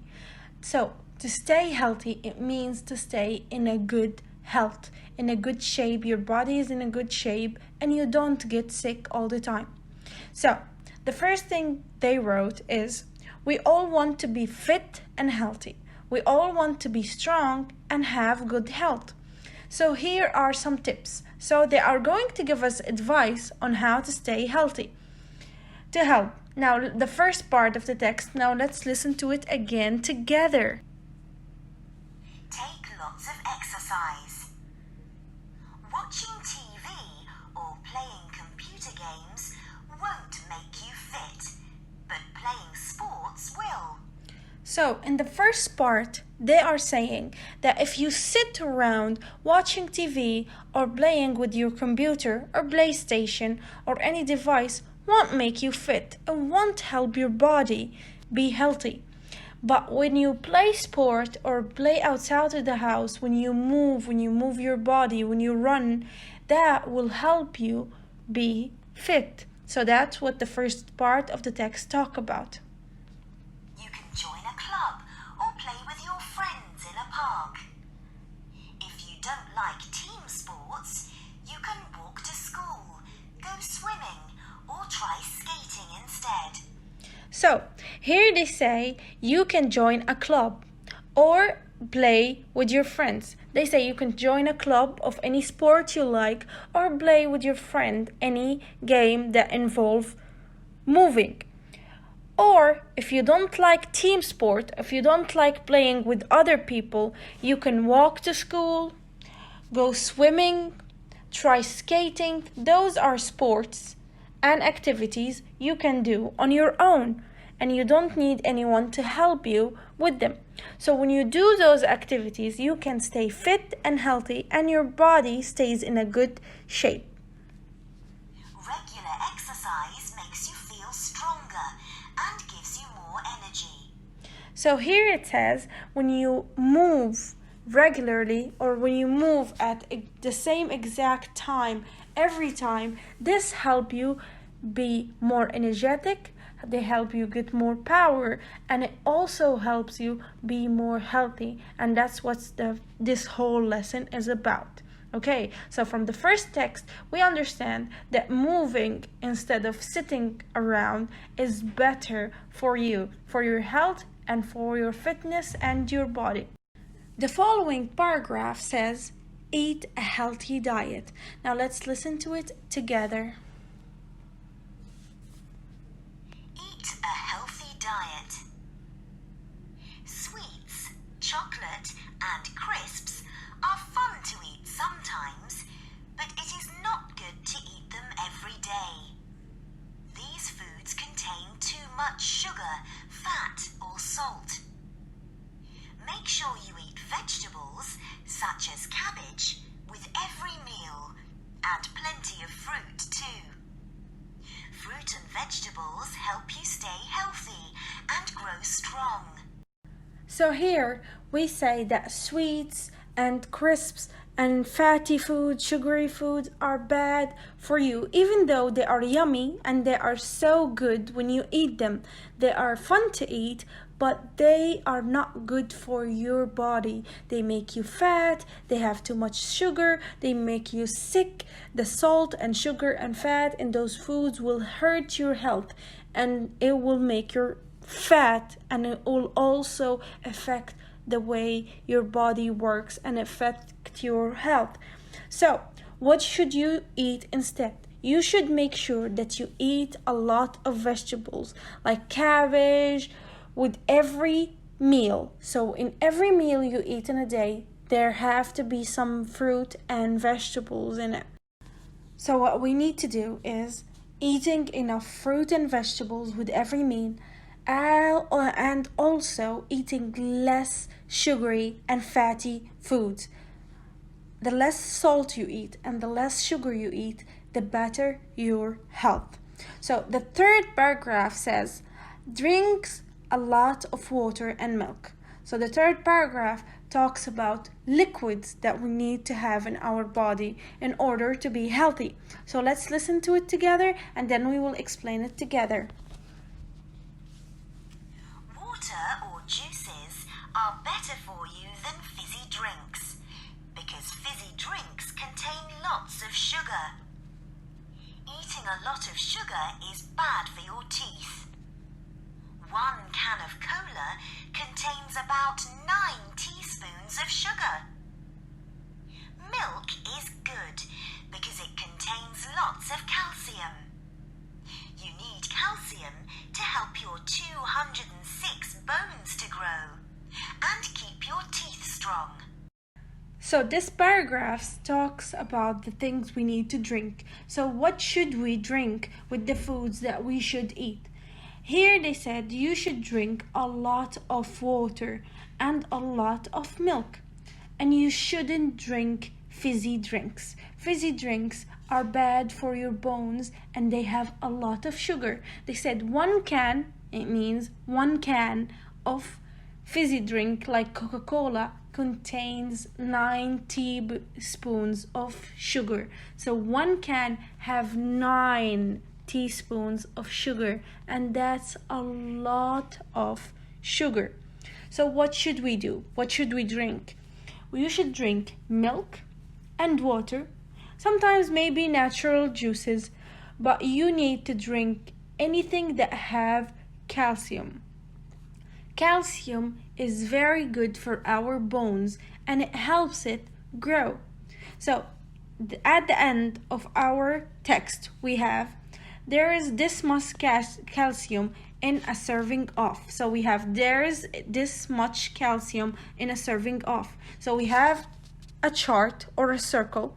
In a circle, we have the stuff that have calcium. So here we have number 1, a glass of milk. So this is how much a glass of milk have calcium. Number 2, 2 sardines. The fish, sardine, have too much calcium. It has a lot of calcium. So sardines are good for you. And then we have cabbage. Cabbage, the vegetable. Cabbage have some calcium, not a lot, but it's good for you. And then we have cheese. Cheese also have some calcium. It have more calcium than milk. And then we have yogurt. Yogurt have a lot of calcium, more than milk and more than cheese. Less than sardines though. And then we have beans. Beans have some calcium. So look at the picture in front of you and you will understand how much calcium we have in those foods. Now we have number 3. Underline these words in the text, guess their meaning, and then check them in your workbook. So the checking part is your job. You will check in your workbook, but I will explain each word for you. The first word we have healthy. Healthy, it means when someone's body is good, when your body is good, when you're moving freely and you're not sick at all. And then we have fit. Fit, when someone is have a lot of energy and his body can move freely. That's what fit means. He's in a good shape in his body and he can move freely without any restrictions because of his health. After that we have energy. Energy is the amount of power or activity we have in our body. Can we be active? Do we have enough power to move? After that we have crisps. Crisps are fried potatoes that we usually buy in bags from the supermarket. And then we have sugar. Sugar is a white substance that we add to food to make it sweet. After that we have cabbage. Cabbage is a kind of a green papers that we use, that it's a plant of course that we eat in our food. It's very yummy and it's very good for you, and as we said, it has a lot of calcium. And then we have calcium. Calcium is a food substance, or let's just say it's a mineral we have in our food that helps our bones be strong. And the last thing we have sardine. Sardine is a kind of fish, is a very small fish that we find in the sea, and it has a lot of calcium. Now we have number 4. Read again, complete the sentences. Now let's complete the sentences together. Number 1 is already solved, but let's read it. Walking and skating are types of exercise. The word is exercise. It's already solved. Number 2, you should eat space with your meal. You should eat vegetables. The word is vegetables. So answer of number 2 is vegetables. Number 3, there is a lot of space in fizzy drinks. There is a lot of sugar. The answer is sugar. Space has got a lot of calcium. Space has got a lot of calcium. We have milk has got a lot of calcium. Number 5, vegetables help you stay space. Vegetables help you stay healthy. The answer is healthy. And then we have calcium keeps your space strong. Calcium keeps your teeth strong. Your teeth. So number 2, vegetables. Number 3, sugar. Number 4, milk. Number 5, healthy. Number 6, teeth. Now those are the answers of page 96. Thank you for listening. رياض المستقبل School English Course Grade 4 page 97 Writing Preparation. So our writing lesson today talks about conjunction. So let's listen together. We can use a conjunction to join two sentences. So we use conjunction to join sentences. Okay, because shows the reason for something. So the first conjunction we're going to talk about today is because. The conjunction because. So we use because to say the reason of something. So if I tell you something and then I want to tell you the reason for it, I use the word because. Because is a conjunction. What's a conjunction? A conjunction is a linking word. It links two sentences. Okay, so when the first sentence wants a reason or needs a reason, we need to use the word because or the conjunction because. For example, I took your pencil because I lost mine. I took your pencil because I lost mine. So I'm giving you a reason for the first sentence. And we use because to join the two sentences. So here in our book we have the sentence, milk is good because it contains lots of calcium. Milk is good is a sentence. But if I want to give a reason for that sentence, I use because. So here we have because it contains lots of calcium. So we use here because to show the reason for why milk is good. So when I say milk is good, why milk is good? Because it contains lots of calcium. So because always answers the question why. It always answers it. So when we have a sentence, for example, Sarah is smart. For example, we say why? Because she always gets straight A's. Okay, or she always gets a full mark. So because gives a reason for the first sentence, as you see. After because, the second conjunction we have is so. The second conjunction we have is so. So is used to give the result of something. So is used to give the result of something. For example, he stopped eating sugar so he can lose weight. He stopped eating sugar so he can lose weight. So the result of stopping eating sugar for him is losing weight. Okay. Another example. She stopped going to school so she can get some rest. She stopped going to school. This is the first sentence. The result of the first sentence is so she can get some rest. So we use so to talk about the result of something. The result of something. Here in our book we all want to be healthy. So here are some tips to help. Okay, we use a comma before so.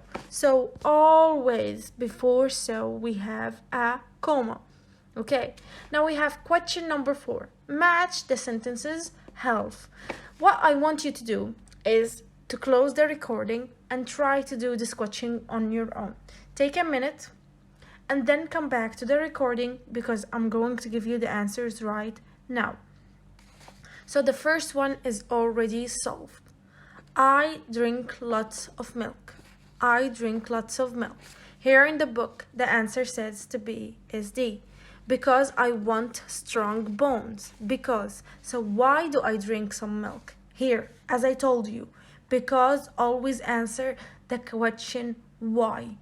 Because always answer the question why. Because I want my bones to be strong. I want strong bones. That's the answer. Now we have number 2. There is lots of salt in crisps. There is lots of salt in crisps. This is number 2. At the end of crisps, we have a comma. So what do we have always before so is a comma. So the answer of number 2 have to start with so, not because. So you shouldn't eat them every day. So the answer should be B. So you shouldn't eat them every day. Having lots of salt every day is bad for you. And if crisps have lots of salts, the result should be that you shouldn't eat them every day. Number 3, you should eat lots of fruit. You should eat lots of fruit. The answer should be A, because it's good for you. Because it is good for you. Number 4, doing sport makes you feel strong. The answer should be C. So try doing them regularly. So try doing them regularly. Okay, this is the answer. So again, number 1, D. Number 2, B. Number 3, A. Number 4, C. Okay, as I said before, so there is always a comma. So you need to be careful when you answer any question. Thank you for listening. This is the end of page 97.